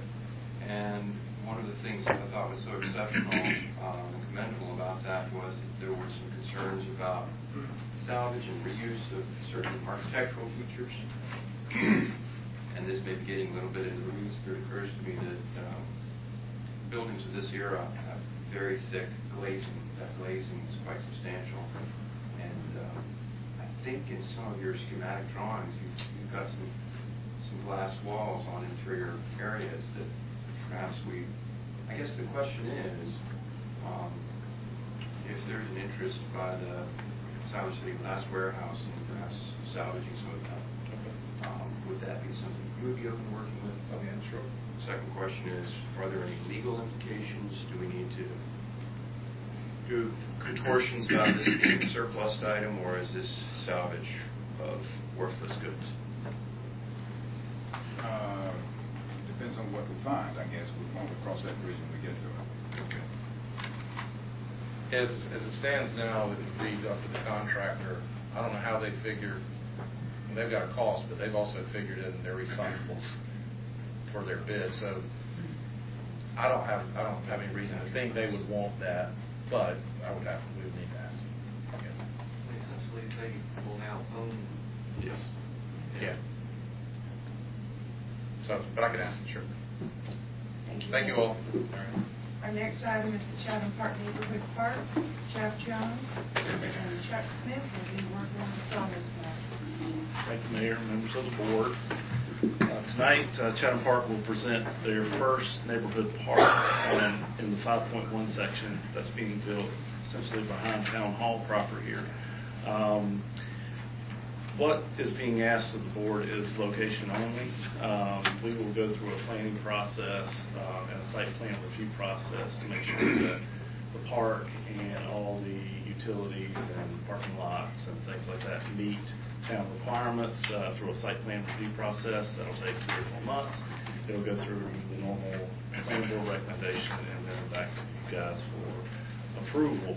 But Chatham Park really wants to get this park location sort of nailed down because they've got future planning in the area for subdivisions and lots, and if this is not an ideal location for a park, then they may choose to do something else with this property.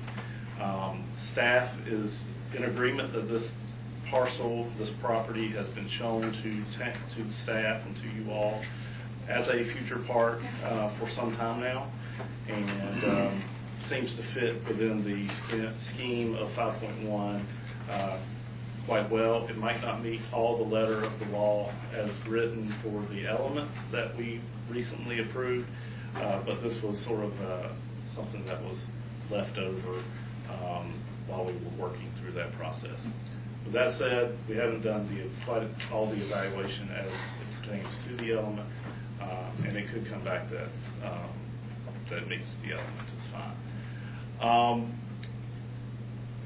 In the future, we will hopefully see future park locations in the small area plan, and we will be able to already bless these park locations in the small area planning process. That way staff and you all and the public will be able to weigh in a little bit more in the front end of where parks will be within the Chatham Park project.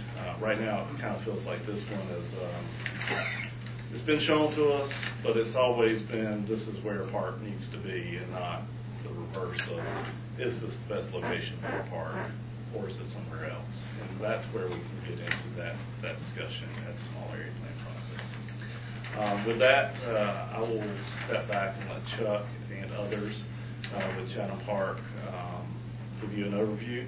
Again, what they showed to you tonight is illustrative only. We're just talking about the park location. Good evening. Been here before. Kirk Pfeiffer with Ravenel.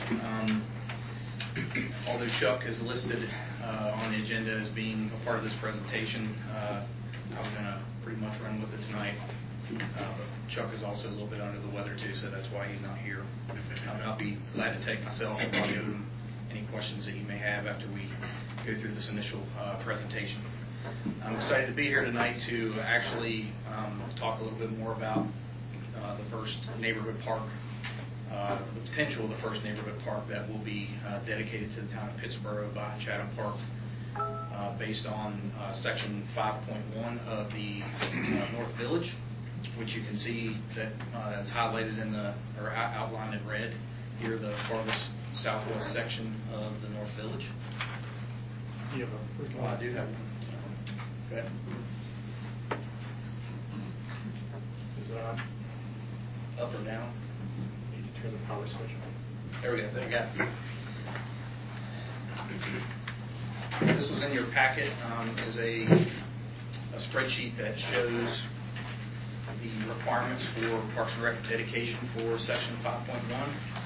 We are basing this off of 375 households or dwelling units that are currently proposed in the Thompson Street area, the subdivision west, and the subdivision north that is currently in review right now with the town. With 375 units, that amounts to 15 total acres required for Parks and Recreation in this section of Chatham Park.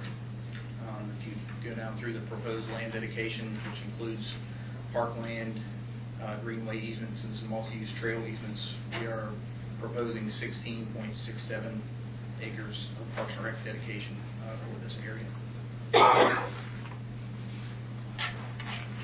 The map you see in front of you right now has been shown before in the past in a few presentations or a couple board meetings.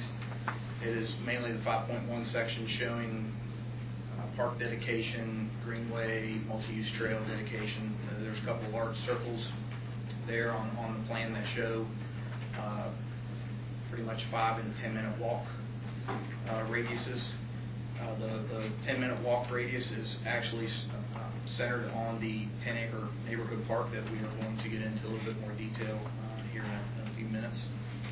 I wanted to also point out, while we're looking at this map of the concerned neighbor mentioned earlier about the Greenway Trail being shown running through the section of adjacent property there in the middle of 5.1. That is on a light green line that is just assumed being a future town greenway connection in the future. It's not being proposed by Chatham Park now.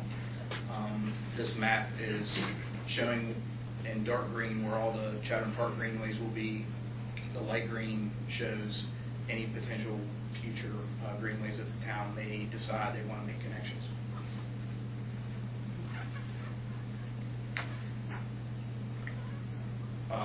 We did a little bit of preliminary programming thought into this, what we're going to talk about here with the 10-acre neighborhood, what we're calling Vineyard Park. Some of those, the programming elements came about through workshops that were attended by members of my staff and also Chatham Park for the One Pittsboro Parks and Recreation System Plan.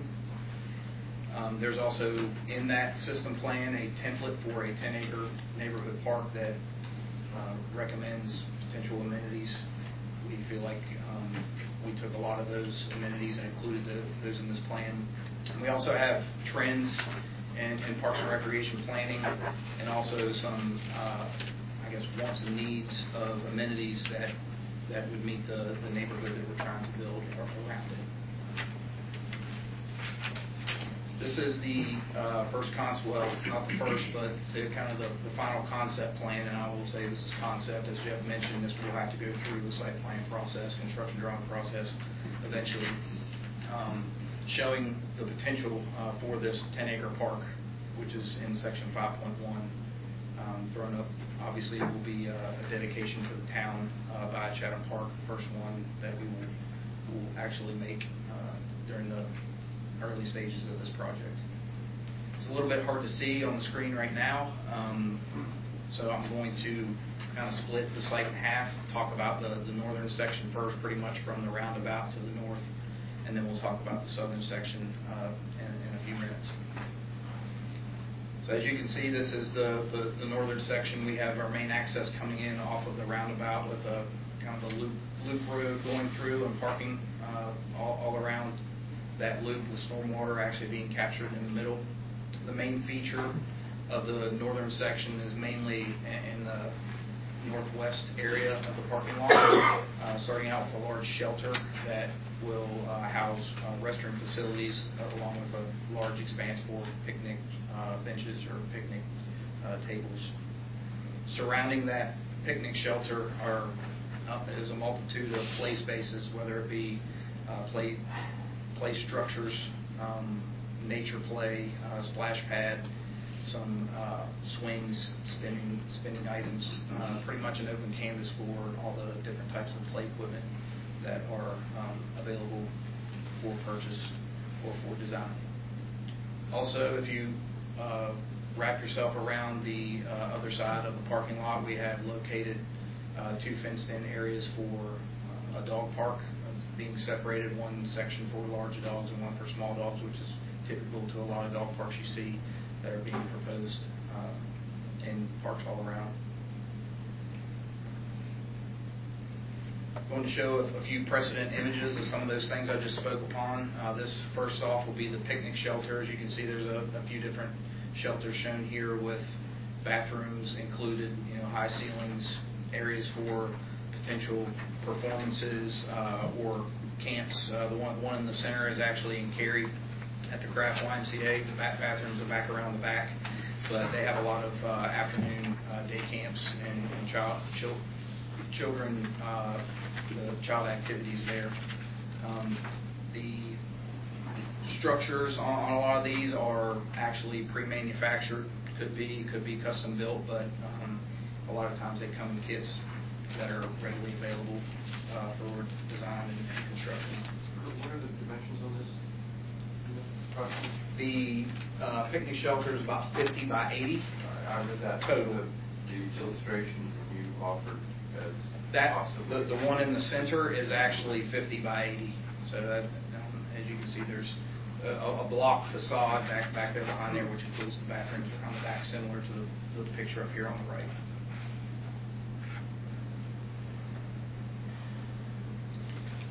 One of the more exciting features, I feel, of the site plan is the actual splash pad. I'm pretty sure that would be a first for the town of Pittsboro.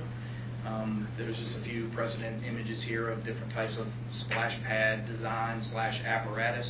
You can go anywhere from the colorful above ground apparatus to a lot of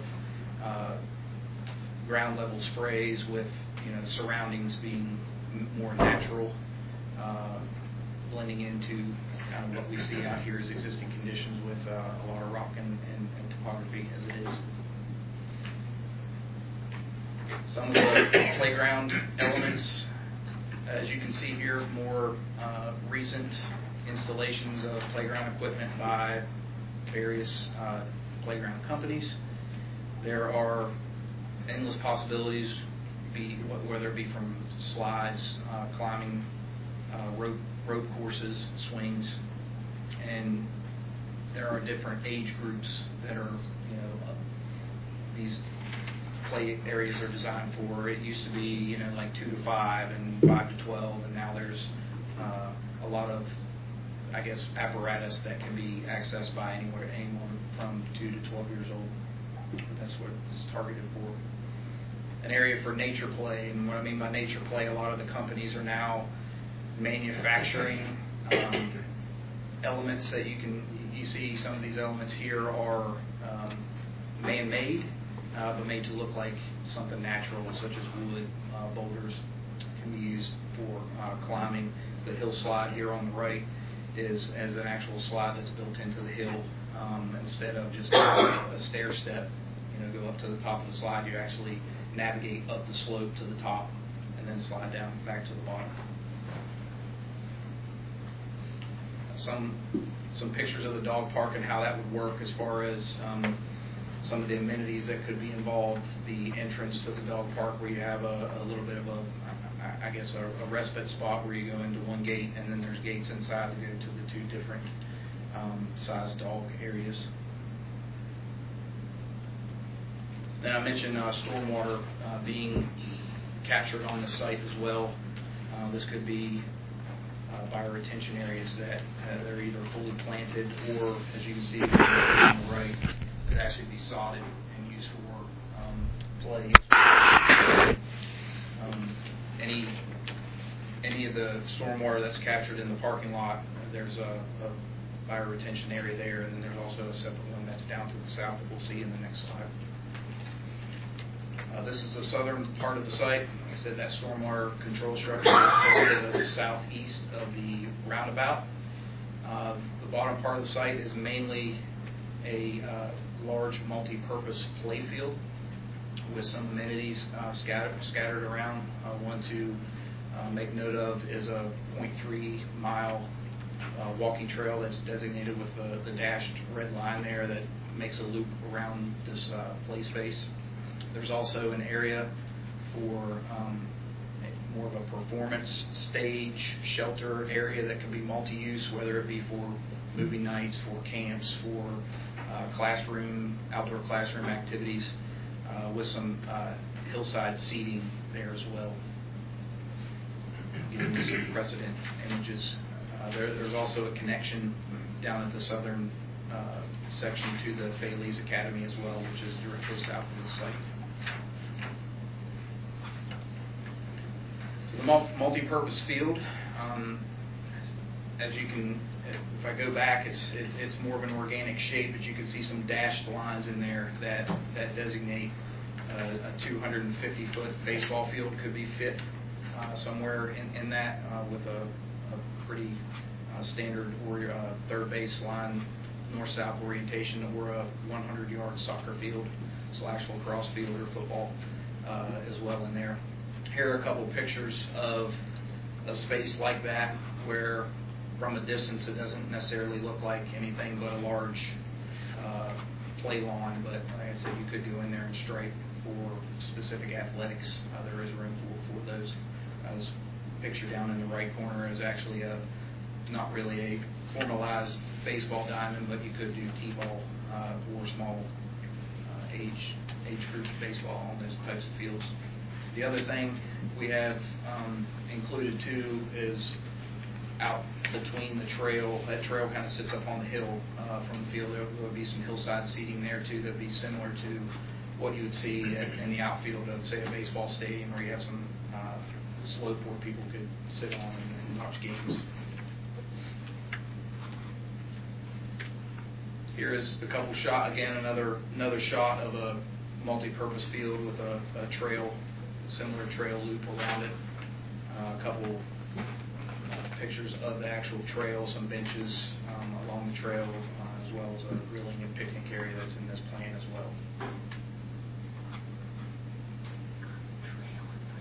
Earlier talked about the performance area. A couple of these structures would be very similar in size to what could be proposed there, again, for movie nights, outdoor classroom activities.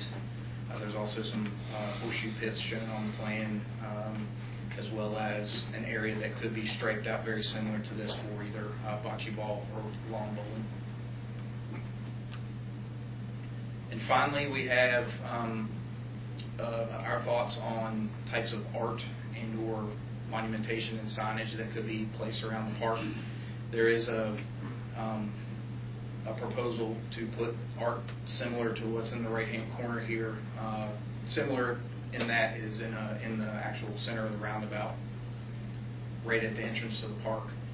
There's also, as mentioned earlier, a lot of boulder-type features out on site, and we felt it would be kind of cool to maybe take some of those boulders and stack them up and paint them, and maybe make a project out of them, include those somewhere on the site.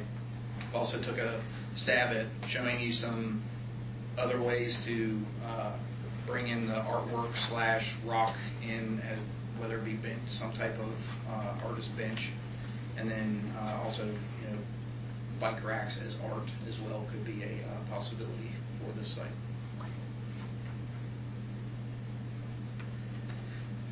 So at this time, I would say that I'm finished with kind of proposing our thoughts. Again, Jeff had mentioned that this presentation or your consideration tonight was for the location of this park.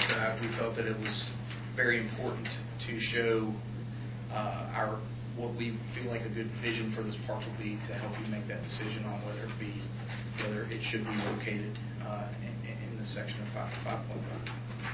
I'll take any questions that you may have. Questions for Kirk Michael?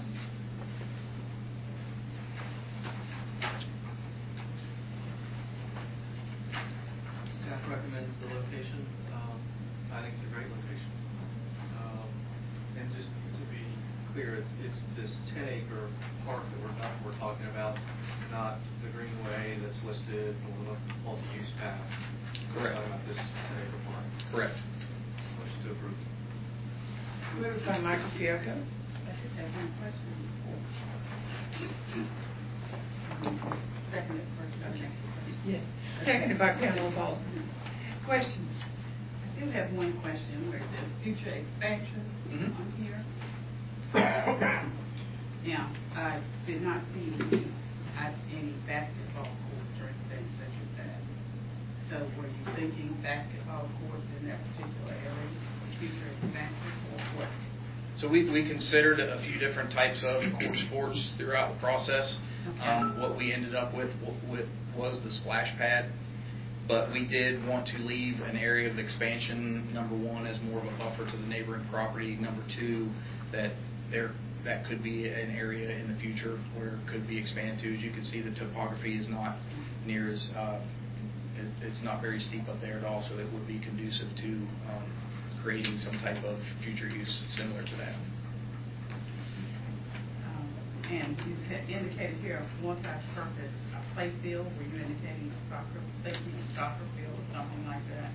So, if you can see, there's some dashed lines with some dimensions shown in there. Kind of going north-south in a rectangle would be a 300-foot by 190-foot soccer/football/lacrosse field. They will all kind of fit in that. Maybe not necessarily a high school size, but elementary school, middle school soccer would be able to be played on that. And then again, the 250-foot baseball field is shown to be inside of there as well, which is, I would say, even conducive to adult softball.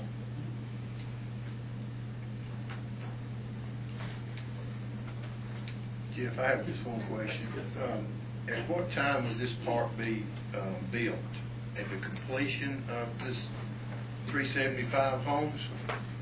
Yeah, so I think that's part of a little different nuance than, from what I'm hearing, than what maybe the element speaks to.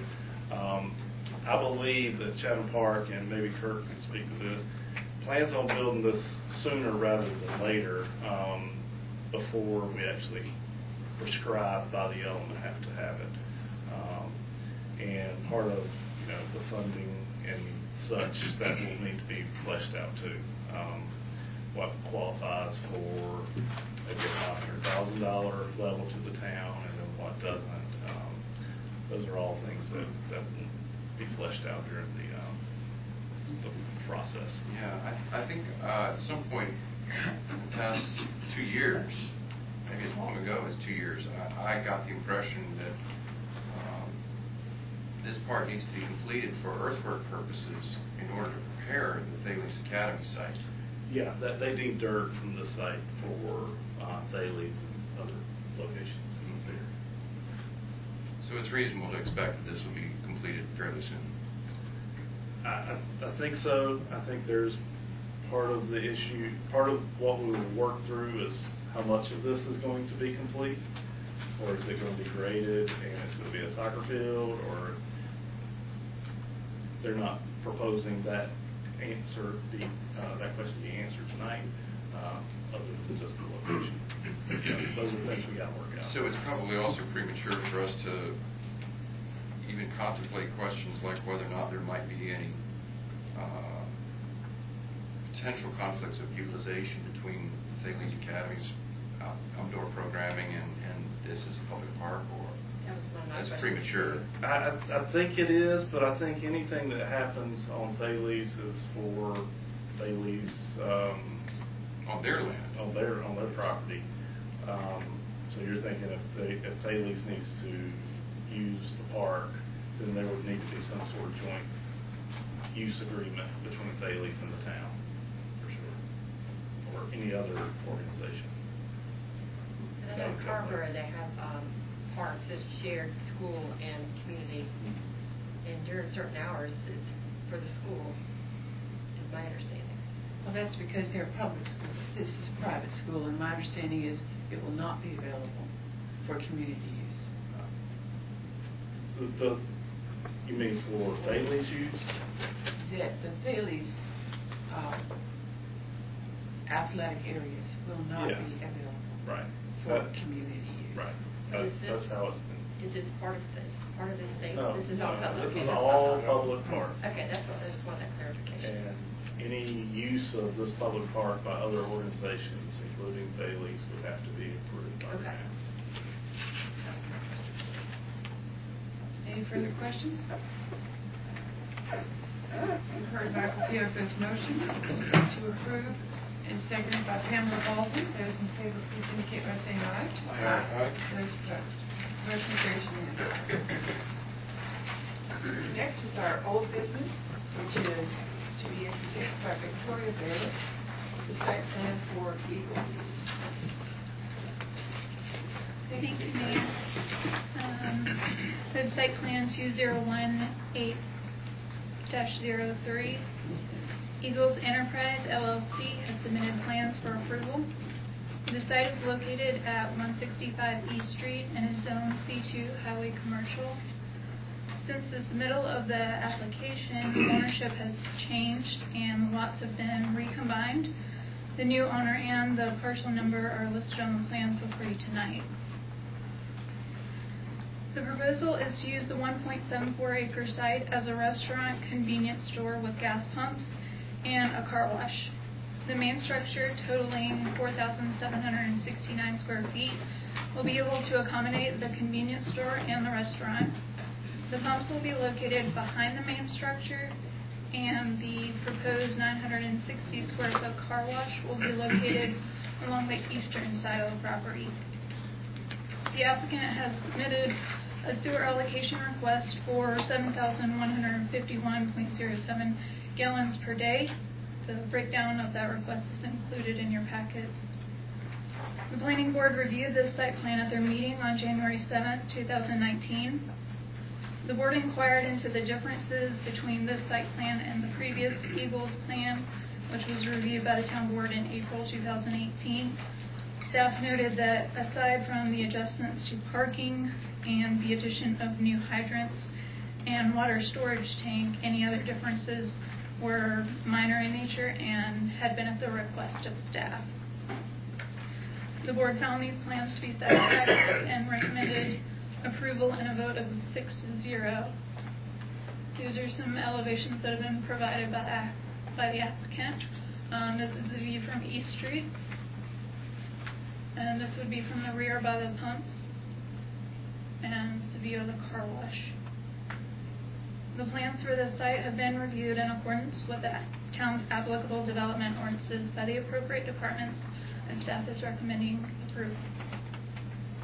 The engineer and applicant are here if you have any questions. Questions from the board?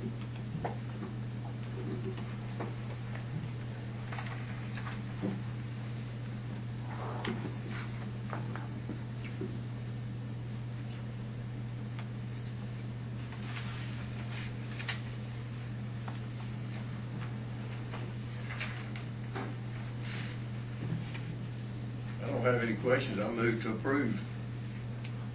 I do have a question. Well, let's get the motion on the floor then.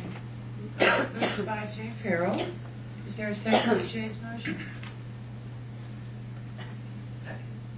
Seconded by Pamela Baldwin. The floor is open for questions. So, I understand that this project, we've been waiting on it for some time, and I understand there's been good communication between staff and the applicant. I also understand that there's been 9 iterations of the site plan, and that there are still some items on the site plan that are factually incorrect. What might those be? The owner information and parcel information are correct. If you look at the plans that were sent to you in the packets, that is correct. It's been corrected? It is correct. And the current owner is listed as?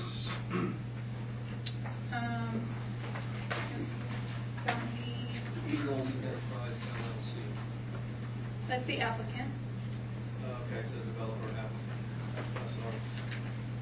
The owner is Gandhi at SPV LLC. Okay, that's reassuring. And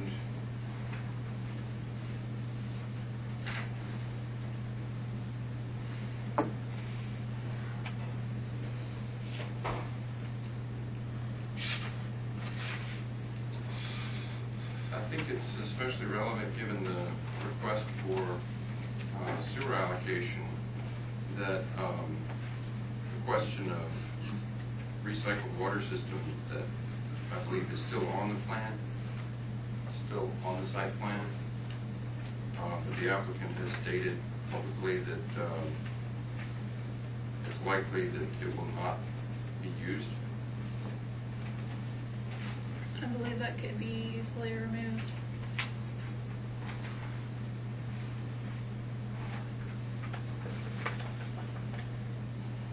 Maybe we could verify that with Mr. Gandhi or his staff that's here with us as to whether they plan to use the recycle facility for the car wash. Chairman, is that a replay system? I believe we have a consultant for Mr. Gandhi and also serving as general contractor on most of his projects. I believe the recycling tank was taken out to remove any ambiguity, any question. I don't think it's shown on here. We had it in there so that we would have the flexibility to use it, but I didn't want any doubts, questions, or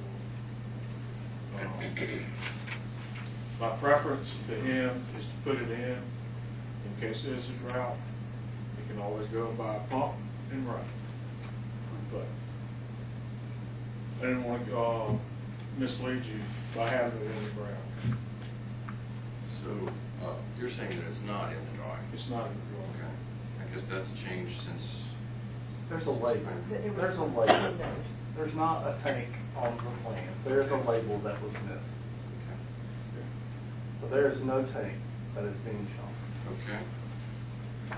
Well, I think that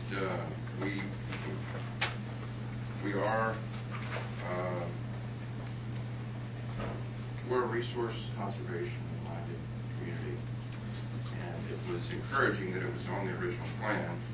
It was discouraging to me that it was removed, and questions have been addressed before.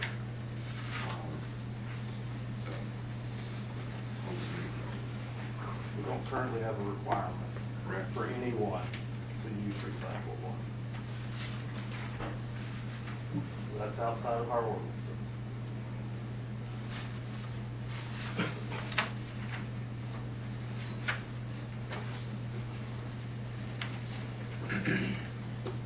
Any questions?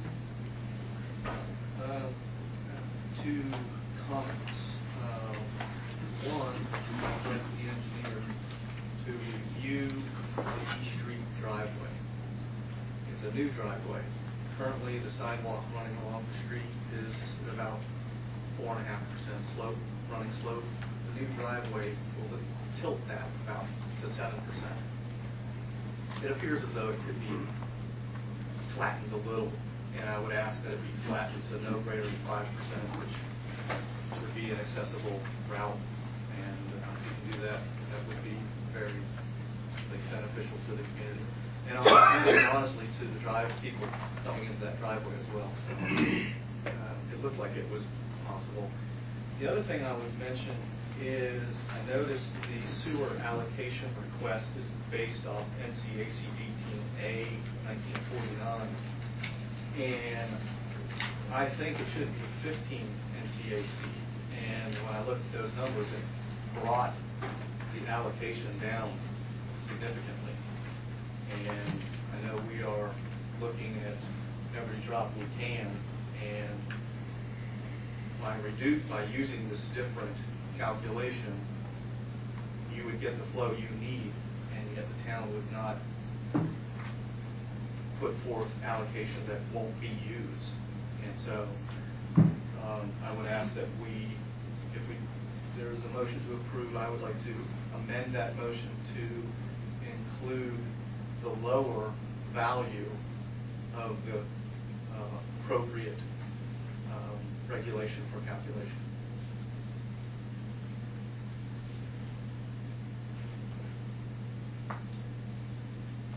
Jennifer, are you amenable to that amendment to your motion? Yeah, I guess I'm a little confused with that. How does that handle with the car wash? I mean, I calculated the other form, and it calculated car wash at 1,200 gallons a day. And what do we have here? 3,300. Okay. Point being Sure, that's that- all right with our staff, right? Yeah. Okay. I move my motion and include the lower allotment of sewer. And Pamela Barton, you had seconded that motion, or are you amenable to the amendment? Yes. Just state what you was again. There is a different method for calculating I think this one that is referenced for non-discharge is for like septic systems. And the one that the town has been requiring and using forever is a different regulation. And in that different regulation, it comes up with a smaller volume of sewer required for these facilities. NCAC 15 NCAC, I think it's 2T or 2U and T.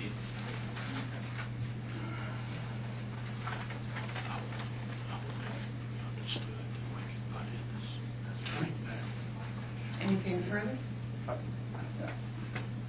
Can I make a comment? Sure, come on.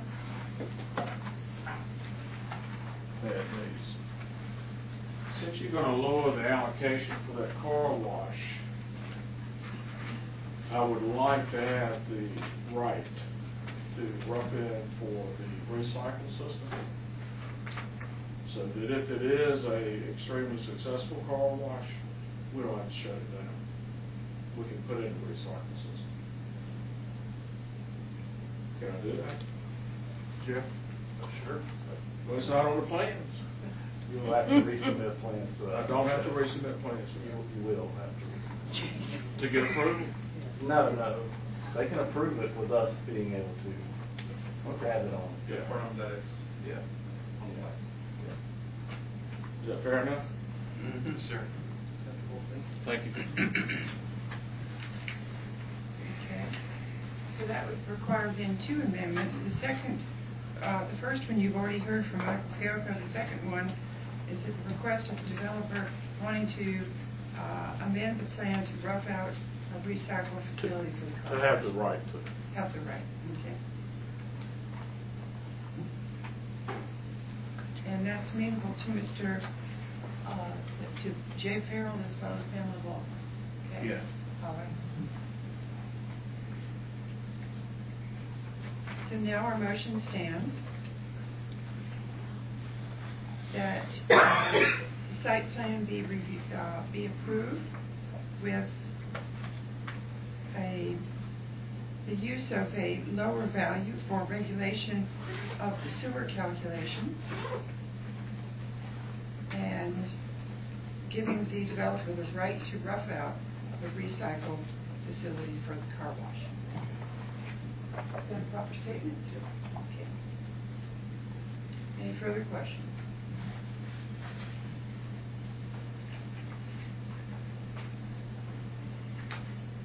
Hearing none, those in favor of the motion as stated and as amended, please indicate by saying aye. Aye. Those opposed? Motion carries. Thank you. Our last agenda item is the master plan text amendment for the additional element regarding tree protection. Jeff Jones will lead us in this. Thank you, Mayor and members of the board. This is one of the last two additional elements of the Chatham Park, and it is tree protection. We've been tree protection that sort of took a back burner during the year of 2018 to stormwater and transit and public art and public facilities for sure. Back in October of 2017, the town board held a workshop with the applicant to discuss tree protection along with other elements, but tree protection was part of the discussion. And from that workshop, there was discussion to the applicant to revise their tree protection element to look like somewhere else. A couple other places was Charlotte, Greensboro was talked about at that meeting. Durham was certainly talked about at that meeting. If you recall, our UDO has a tree protection section, and Chatham Park had originally, way back when, back in 2016, their tree protection element was pretty much 3 pages of we will protect trees, but there was no substance to that. They took our UDO draft and used that as a guide as to maybe you all would, in the town would look towards the UDO for guidance on their tree protection element. So they prepared a tree protection element that closely resembled the UDO draft, which is still in the UDO. At this workshop in October of 2017, there was discussion that the UDO tree protection section and how it was devised or formulated, that there was percentages of tree protection based off of tree coverage, and how that sliding scale might not result in what we want. And again, there was discussion towards the applicant to look at other locations that we know have great trees: Greensboro, Charlotte, Durham. They did look at Durham's. They looked at all of them, but they looked at Durham's to be the most simplistic writing. And what they proposed to you to the town is to closely resemble Durham. And in Durham, there's and in the element, there's provision to keep 20% of existing trees to preserve on residential lots, and then 10% of existing trees to be preserved on non-residential lots.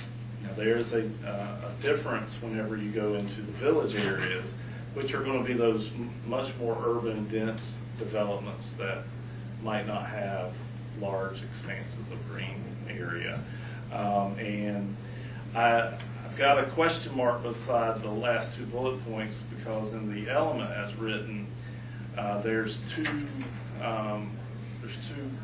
little funniness going on there. In the chart, it says 10% is going to be preserved in the residential area, but then in the bottom part, in the notes of the chart, it states that notwithstanding anything contrary to this element, 3% of TCA is required for residential development in village centers. So I would have you all sort of think about that and walk with the applicant through, is it 10% or 3%? And then in the justification for the rewrite of the element, they speak of Durham and how Durham has these urban centers and how they're pretty much zero percentages on tree protection, and how the element closely resembles that, and in the village area it'll be like Durham. But then in the chart we have non-residential at 10%, which is better than zero, but I just question whether the applicant is truly meaning 10% or not. So that would be what I would help have you walk through with the applicant on. Now, part of tree protection could be replacement of trees. That is part of the UDO draft and part of the element draft that you have before you. What is sort of reassuring, though, is that if the development in question and the tree protection area is identified with the percentage of existing trees that could be saved, that they shall save those trees and not replant. So that's good. And then it goes through in how some examples of how the breakdown would go.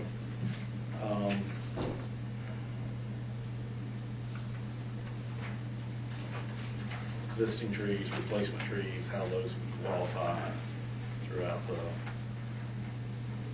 development. So I think a speaker earlier in the evening did speak to sort of the scheme of how tree protection works on plans and how the applicant is trying to set up tree protection, tree coverage areas, and it might not necessarily be the development in question, or let's say Thales. If we were to take Thales today under what's written in the element, they might not necessarily save trees on Thales site, but all in 5.1, they're going to save 20% of the trees. That's the scheme that the applicant is putting forward to you. And that honestly, that's how staff has been reviewing plans and plans that have come before you.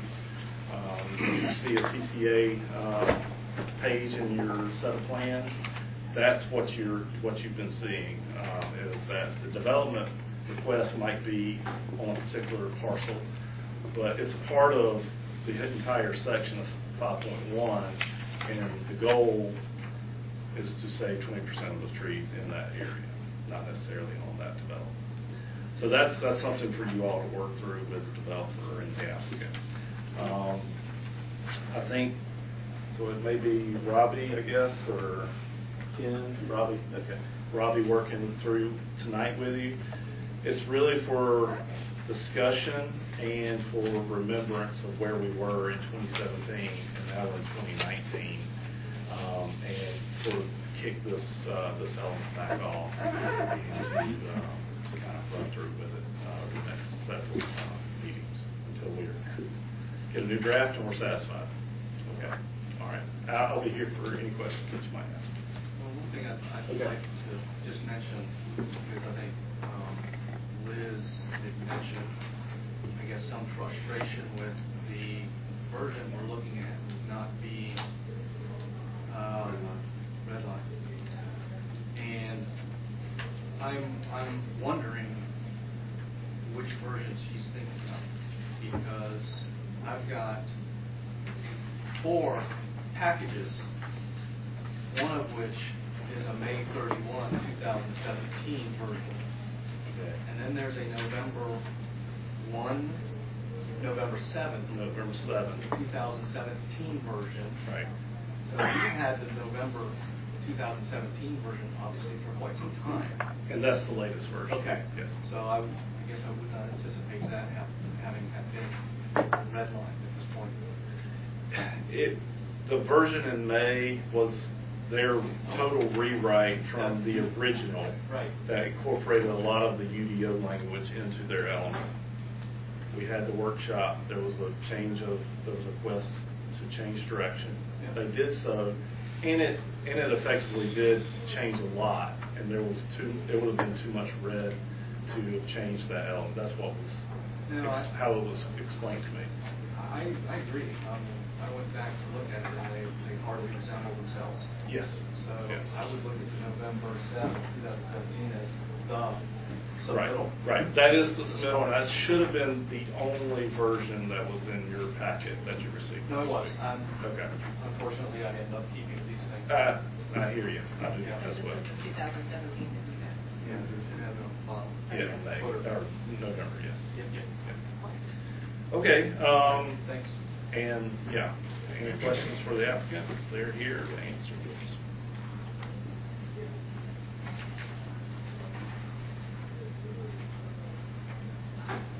Oh, yeah. I don't know if this is the case, but you had mentioned the table. Yeah. Talking about a particular center. Yes. And then the footnotes seeming to conflict. Yes. I've been doing the same thing. Okay. And there's a distinction. Okay. Help me out. There is a thing called an activity center. Yes. And then there's a thing called a village center. Okay. And we don't know really what the village centers are until we get to the small area plan. I guess that's the distinction. But okay. So. Okay. And the village center is, as I understand it, is a subset of the activity center. Okay. I know. So I was doing the same thing. That smaller circle within the activity center would be the 3%. Yeah, the 30%. Yeah. Okay. Right. Maybe it could be worded a little bit better. Or just chart it out instead of a note. We'll work through that. Okay, good.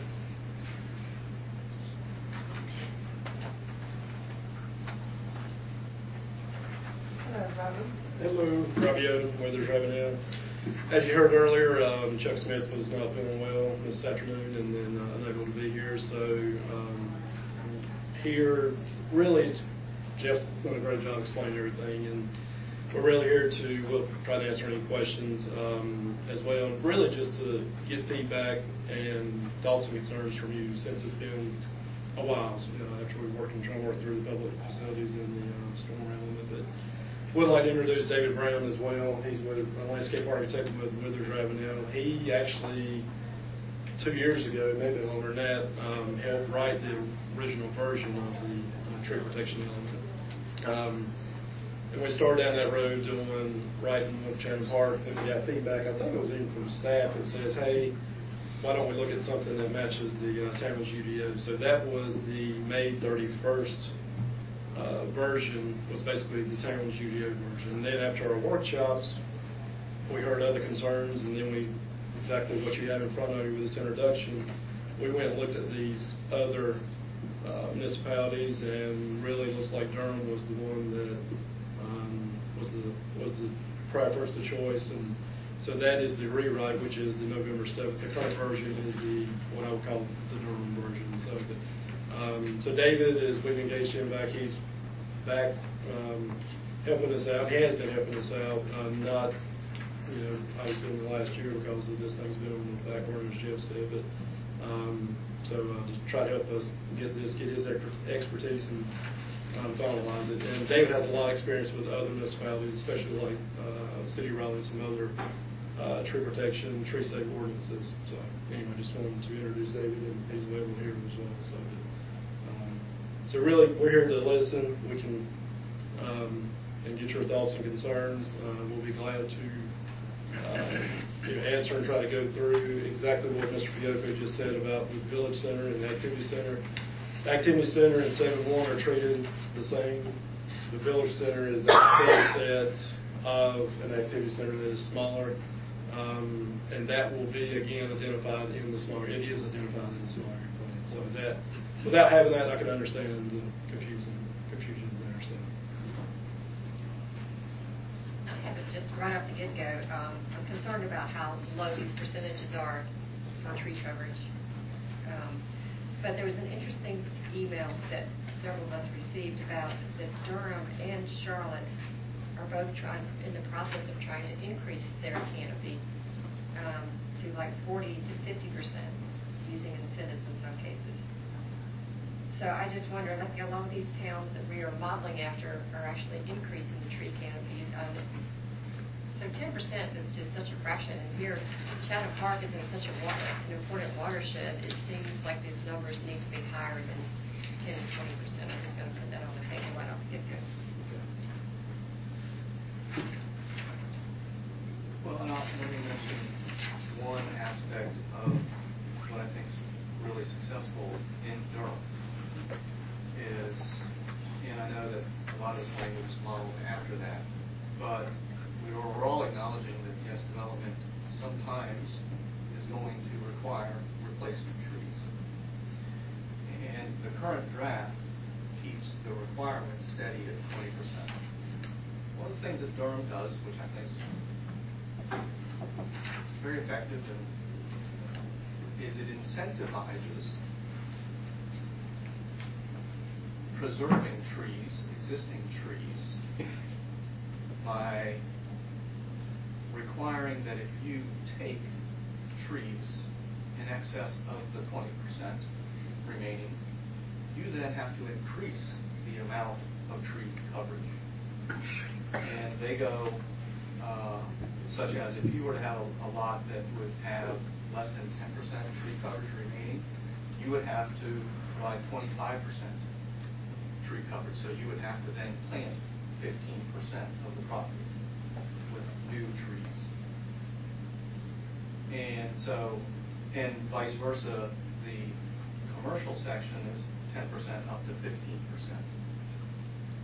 So it's a method by which they incentivize finding a way to preserve existing trees on your property.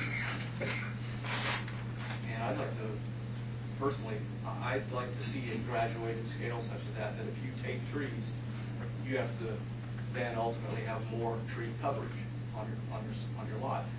And I found Durham's system to be really, really successful. So I like that as a model. Is this according to what Catherine, when she contacted Durham today, they were trying to keep theirs at 40% tree canopy. And where this implies it's 10%. So there's a big difference. 40% commercial? That's not, no, that's not Durham's regulation side. Durham allows you to go less than 10%.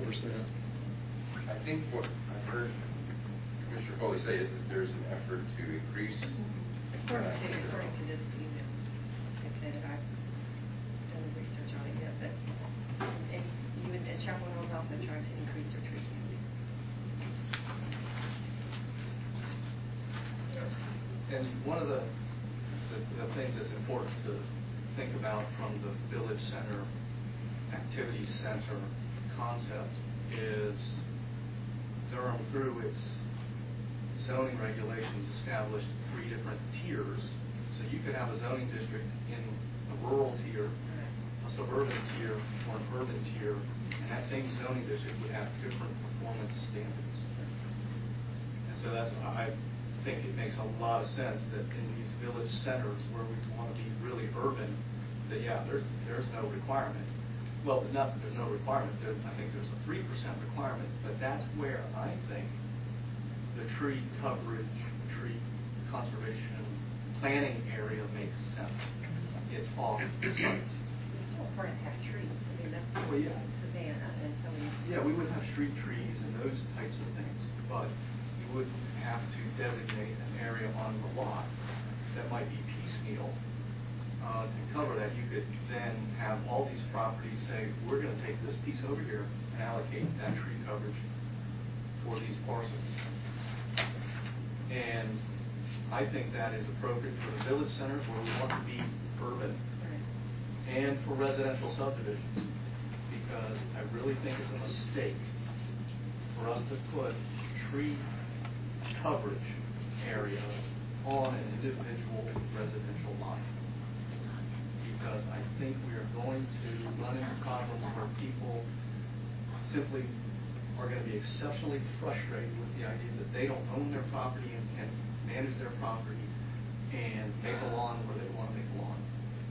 And I think we should just avoid that heartburn by saying, you've got to put this property, you've got to have the tree coverage outside of these privately owned lots, and it goes to the homeowners association. Yeah, exactly. So that's where I think the tree conservation planning area makes sense. It doesn't have to be on this parcel for residential subdivisions and village centers. Other than that, I think we should have non-residential development, multifamily development carry the burden of providing tree conservation or tree coverage on the parcel.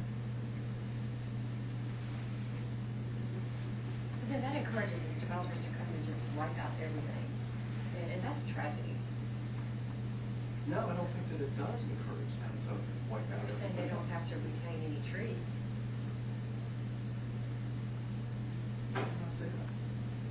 They're not going to have a requirement that they preserve any trees. No, they wouldn't have, so you've got 10 acres. You come in with a road and you put lots all around it. All of those lots do not have to have tree coverage. So they have to leave enough room in that 10 acres outside of those lots. I think. Yeah. Even section. Yeah, you have to.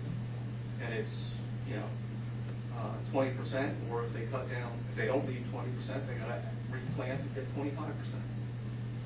There needs to be some, as you left, need to be able to say, they can't just say, you come wipe out the dead trees and leave the weedy trees. There needs to be. Much of the tracks have already been clear cut in that manner.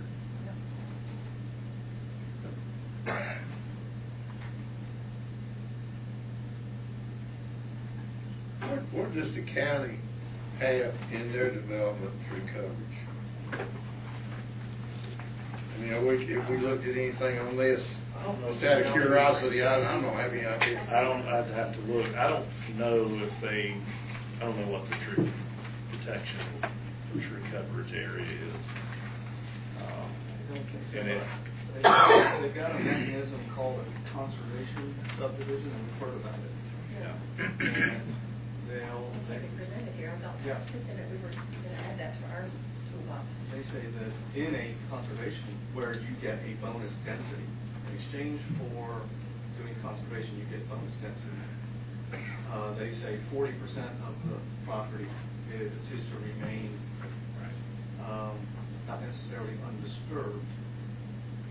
Well, it's funny, they get really complicated. 40% of the land must be conservation, 80% of which must be natural land. And There's the other, regulations about how it's selected. yeah, so when you have a stormwater pond, that would be in a conservation area, but called open space, you wouldn't get credit for it towards your natural space. It's interesting, convoluted. And that's why I like Durham's system. It's simple. It says, you don't perform this way, you have to perform it this way. So it encourages and incentivizes you to preserve trees. And what you were talking about, Mr. Field, will that preserve the trees that I don't like the clear cut. I don't like that at all. So will that have the ability to preserve the trees, if not in front of the house, but in the back of the house, or the side of the house, somewhere within that, on that line, or if not? Somehow identify significant trees. I want to say, let's save the town a bunch of heartburn by having those trees saved outside of privately owned lots. I get what you're saying, because you can't control, everything. You got a small lot too. I don't think there was any heartburn in Chatham Forest. I haven't heard any landowners in there complain about the existing trees and the ones that were saved. Yeah, I don't think there's any requirement. They could take them all down. Right. Yeah. There is no. Actually, no. Because of the HOA. The town ordinances do not apply. Understood, but the restrictions are there in the homeowners association. So, and again, I don't hear my neighbors complain about they can't govern their own land or do what they want to do with their trees. So I think when people buy a house with trees adjacent, they're considering that a part of the value of their purchase. And they're not looking at it as a nuisance that they can't plant grass. I appreciate your arguing for flexibility, and I also appreciate that what we're hearing. I haven't had a chance to look at this draft, but what we're hearing from the briefings is that there's a desire to have much greater density in urban tiers or these villages, and I'm open to that because I really do want to see a very high level of walkability, density, multiple uses, rather than sprawling residential developments farther than walking distance from commercial. So I'm looking forward to diving into this deeper. But I also think it's really important that we recognize as a board, and we have in the past, with passage of the Stormwater Protection Amendment, acknowledge that tree cover has multiple uses. Tree cover has multiple values. It's not just aesthetic. It cools the town. It reduces our energy bills. It also does help to protect the soil from sudden stormwater events, sudden downpours. There are an awful lot of values there that I'm not feeling well enough to articulate, but just to the point that there's a lot here, and there are significant values to protecting tree cover. And I am interested in seeing us present excellence in tree cover, because I think that we have a lot to worry about as regards more extreme weather events, their impact on town, flooding, stormwater events. The location of Chatham Park, we can't ignore the fact that there's a lot of bodies of water, drinking water for a lot of people. And a lot of existing tree cover. So, I thank you, Jeff, for the presentation. Mr. Odom, thank you for your pitch as well. And I look forward to digging into it and chewing on it. Any other questions? I'll continue to have a conversation with you. Okay. I've done the chewing. Okay. I've got general comments. I just told you my general thoughts. I've got two other ones. I would like that there is an exemption in here for 2-acre parcels. I don't think that's appropriate, and I would suggest that, a 2-acre parcel has to have certain area metrics, but below that it doesn't. And I would suggest that those area metrics be applicable to properties less than or equal to 2 acres, and that you could have other diminished metrics for parcels equal to or less than 1 acre. I don't think we should have an exemption all, especially not on a 2-acre parcel. Then I've got specific comments, and I could rattle them off. Michael, excuse me, is that in the applicability number 2 right here? Is that what you're considering in the 2 acres? I didn't note where it says, yes, yep, 2.2. Yep. And that's the subject of one of my specific questions. I'm not sure I understand what it's saying when it says.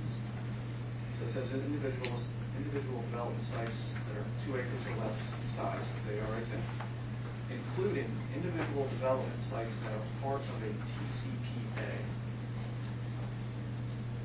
TCPA would be an area that's reserved for development, or reserved for no development. Right. So how could an individual development site be part of a TCPA? I'm not sure I understand it. So it doesn't, I don't have to have an answer right now, but think about like offices 1 and 2 that we have up there now. Yeah. So some of those sites came in when I was, they were actually larger than 2 acres. But if you had a site within an area that was less than 2 acres, but it could be part of a larger TCPA. So it would be just like having an office building like we've got up there now. It would be 1, 2, and 3, 4. So with it being again those sites, I think all of them were larger than 2 acres, but so they would be subject. But if you had something similar to that, it could still be part of the TCPA, or but you can remove it. So that's where we have a situation like that. So I think of the TCA, pre-coverage area on an individual lot, is kind of set aside and it's fixed. So you come back with another site plan, you can't mess with it. I think of the TCPA as, I've got these 2 parcels, but my TCPA is over here. So how can I have a development site? This is fixed. It's not to be disturbed until some other land development proposal is made, and then it has to be reconciled. So I don't see that. This seems to say that you can just go ahead and do that. So I'm just seems odd. Okay. There are several instances where we say certain pieces of property are excluded when calculating an area to calculate tree coverage. Then when it says providing the tree coverage, those areas are eligible to count as TCA. So we've got a denominator, numerator thing happening that is allowing the element to take credit for areas satisfying TCA, but not being part of the denominator when calculating the amount.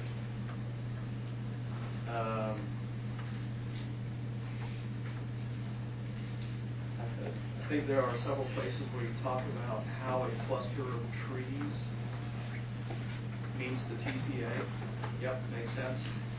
But I'd like to add that at least 75% of the root protection zone be outside of the disturbed area in order to qualify.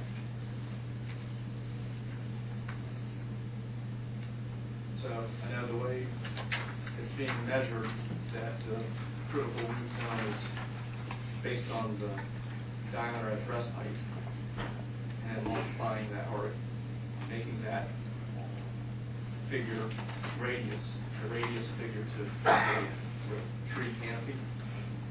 What I'm saying is, you got to have 75% of that tree canopy in an undisturbed area in order for it to count. Because if you get any closer, you could kill the tree and not get credit. There is a section in here that talks about who is eligible to do the tree survey, not the tree survey, but tree inventory. I'd like to add professional engineers to that list.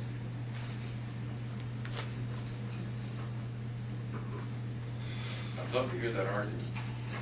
I know plenty who identify trees by species to do that. And I think they're qualified to do it. And engineers, professional engineers, typically will not practice outside of their area of expertise. So if they aren't comfortable doing it, they won't do it.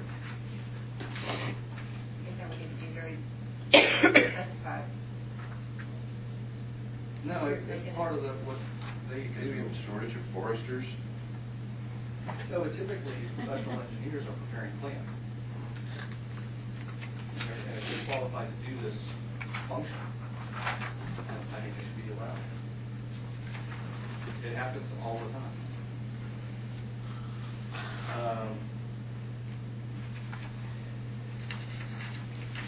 think on page 8, Before you go to page 8, David Brown was looking Stern? interested and smiling. Is there a comment that you would like to say to the engineering, yourself being a landscape architect? I'm a landscape architect, but I actually agree that an engineer can be quite capable of documenting tree coverage.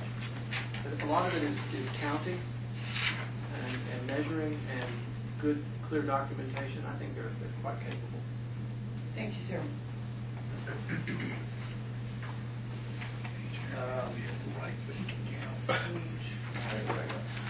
I'm on page 8, item 7, the first bullet point says the most current aerial photography will be used, available from Chatham County Information Services, or any other any source satisfactory to the person submitting the report.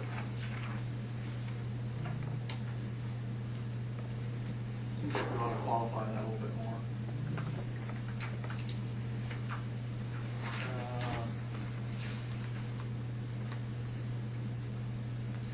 Okay.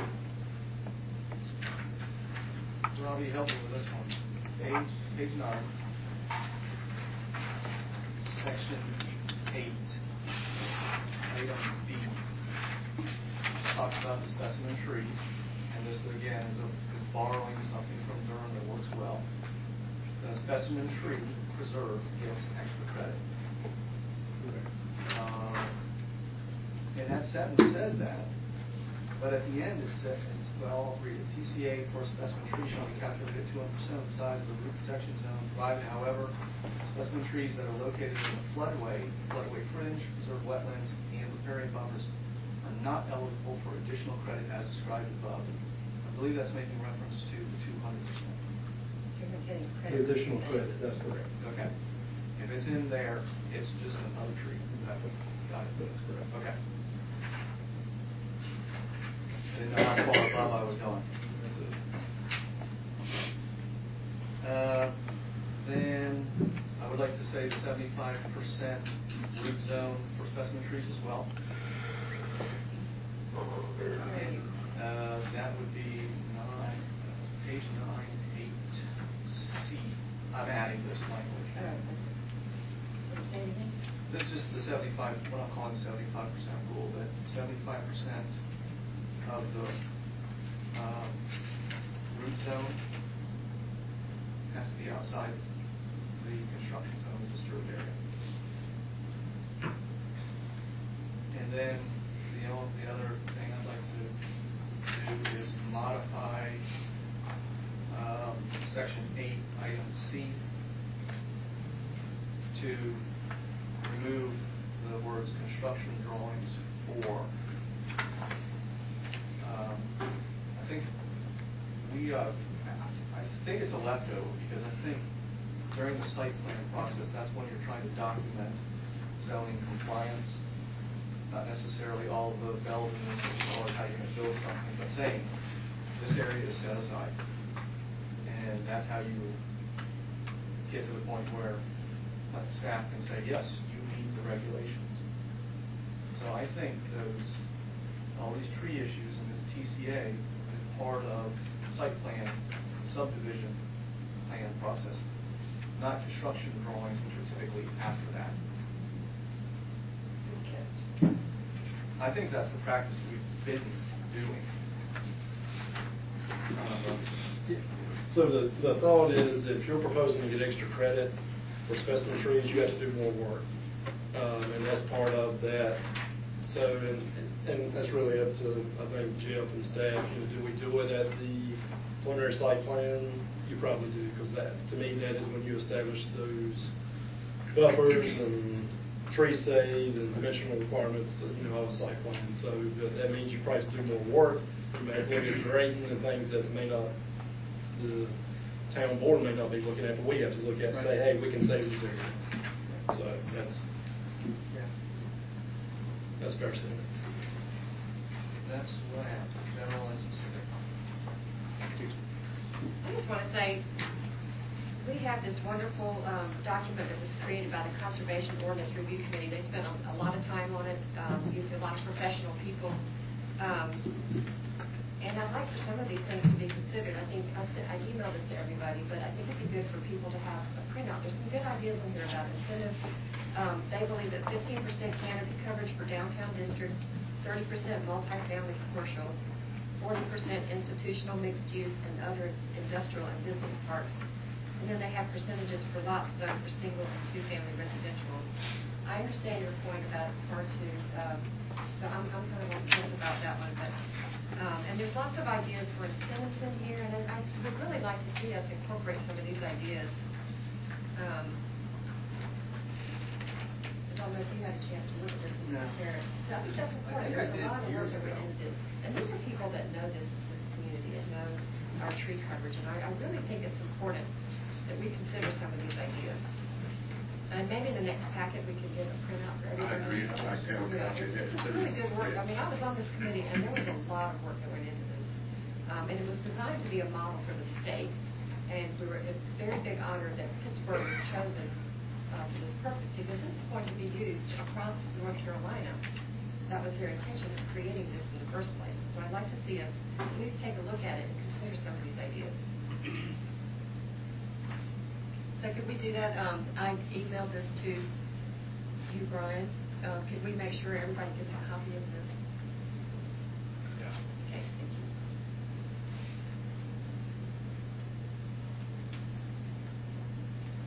Other thoughts and suggestions?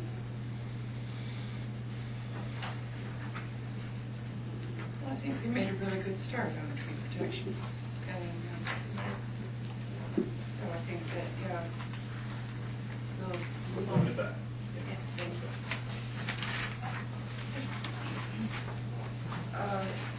We're then down to commissioner concerns, I believe. You do have in your packet, I didn't see it in mine, but I'm sure it was just notified on the planning board schedule for 2019, but Was it the December? It was in December.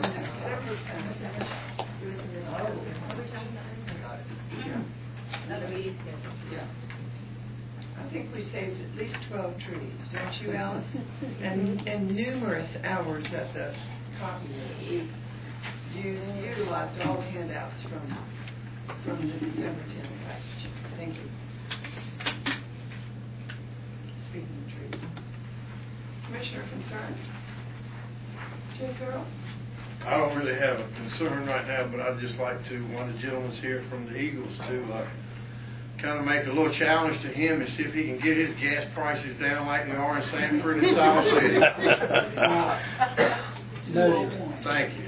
I went to Ashboro today and went through the little town of Ramsor, and they were at $1.93. Yeah. They had 2 service stations on Main Street. That's terrible. Put that, check that with the News Observer, please. Right. That's all I got. Thank you. Seems like I have something, but I can't think of it right now. I'll probably think of it as you guys move down the line. Michael? Christmas tree still up there? It's gone. No, it's gone now. Okay. Yes.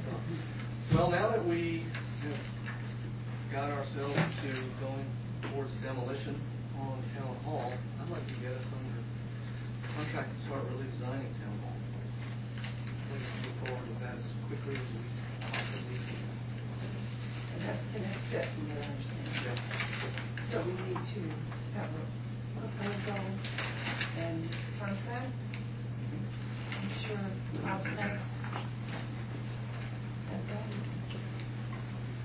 Yeah, I just want to make sure that we're all, I mean,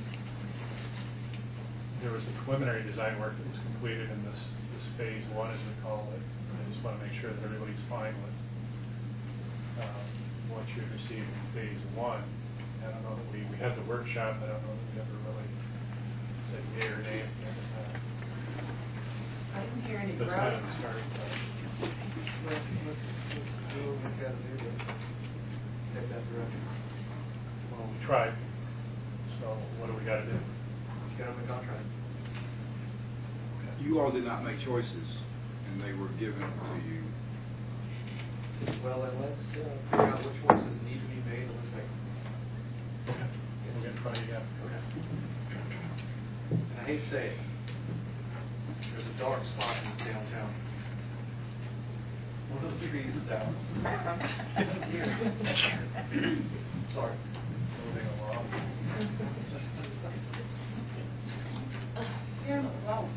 No, I don't have anything right now. John? The Master Public Facilities additional element was modified, I believe, at approval, and I'm wondering where the final language is. If we can get that posted, notify the board. Appreciate that. It is posted.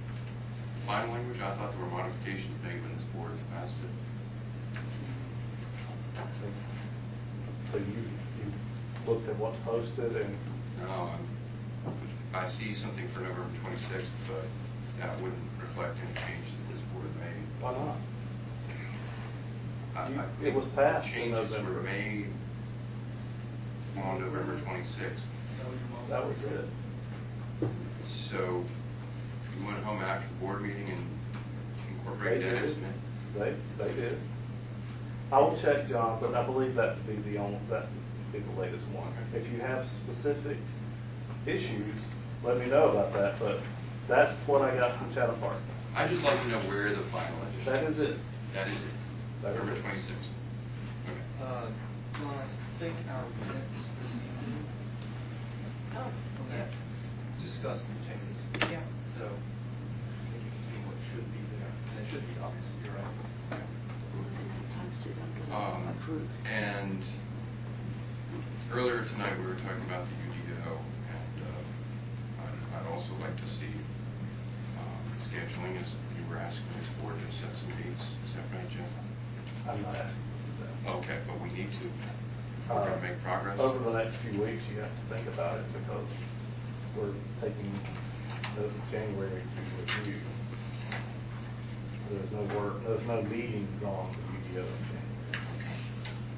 Maybe at the 28th meeting, we'll set up a workshop. Okay. All right. You know, I think our inventory wanted to get moving on that quickly before anything becomes like. Feels urgent.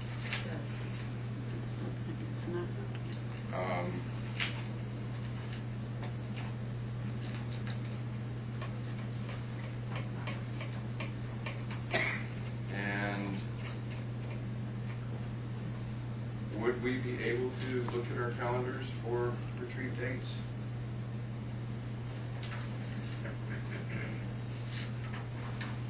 It's not up to date on it. We need to add some dates on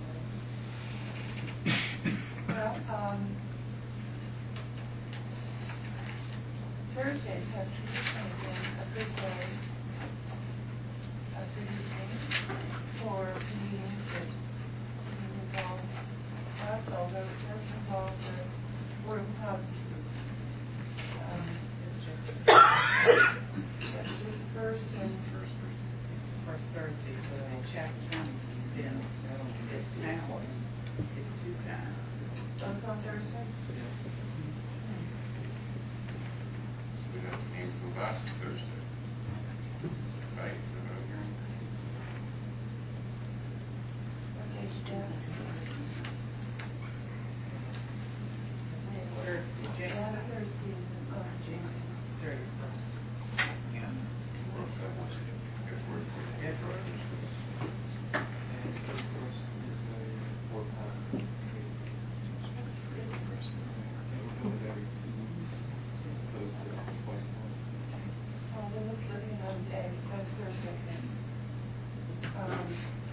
Tuesday, heavy night for meetings for people? Tuesday night. I just can't get here very early.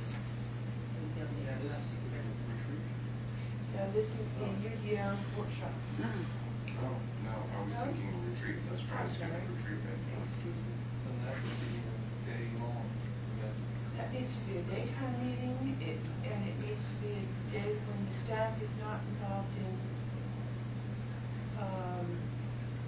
kinds of things that would be of an emergency nature. Should we let Brian put some Could I, after having talked it through a little bit, we have a staff meeting coming up on Friday, and let me go over some stuff, maybe try to coordinate with them, and then we can circulate something out shortly after that. That'd be great. I know that makes it hard because only days off I have are Monday and Thursday and Sunday. But we'd be talking about this during the day, and it would not interfere with the Affordable Housing Committee. Now, the question would be, is it far enough out for those of you who need to give notice to your employees? Or would we have to move in the first week in February?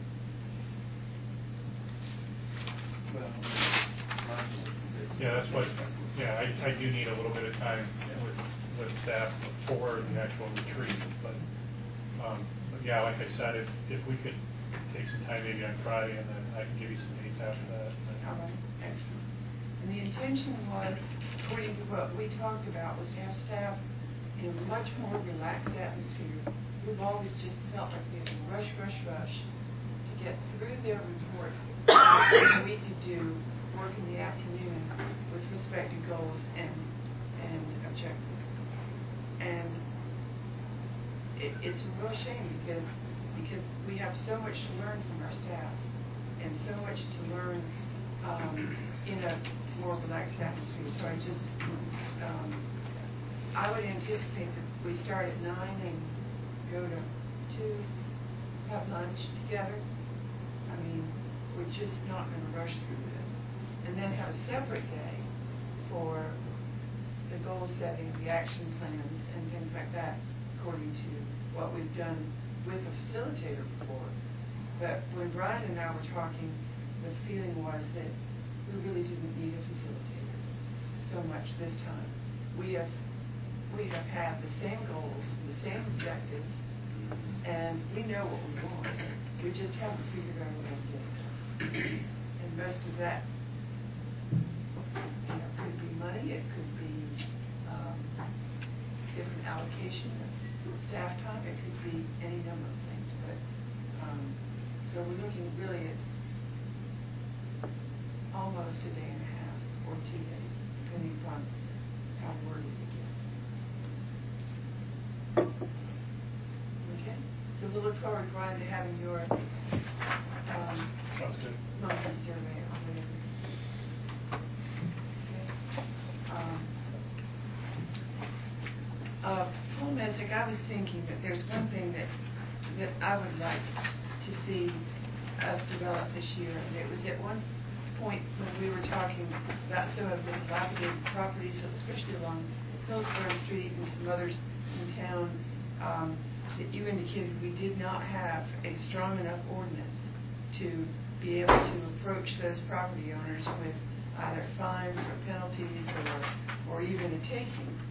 And we, I don't see the situation getting any better, except that Snuffy Smith has worked on the restaurant at the top of the hill, and it's going to become a coffee shop as soon as he gets a handicapped entryway into it. But, and I do understand that Dan Deacon is working with our planning department with respect to the Atlas Boone property, which looks even worse than it did last year, but that there might be progress on that property. But we still have a number of properties in town that need attention, and we need an ordinance that has teeth. And I might add that if they have some sort of plan in mind for people who just can't afford to maintain their home. There's some, I don't know, we've worked with some nonprofit to try to help folks who want to invest in property, but just don't have.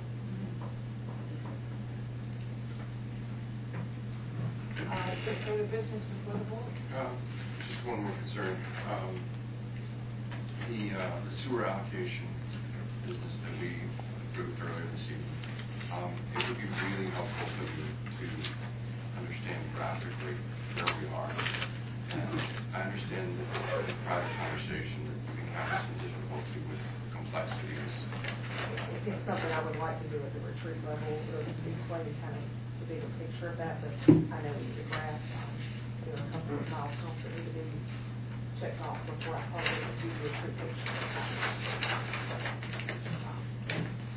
Would you not be able to just present qualified projections? Seems like there's scenarios, right? We can try to present something. I understand it was something presented before, and I'm not going to go up with the initially provided that due to a family emergency they had. I was supposed to be before Christmas with them, but has not been able to connect. So working on it for you. I appreciate you working on it. I just we need to understand the full picture. Before we receive any further allocation of this, thank you. There being no further business, is there a motion to adjourn? So moved. Second. All in favor, please stand.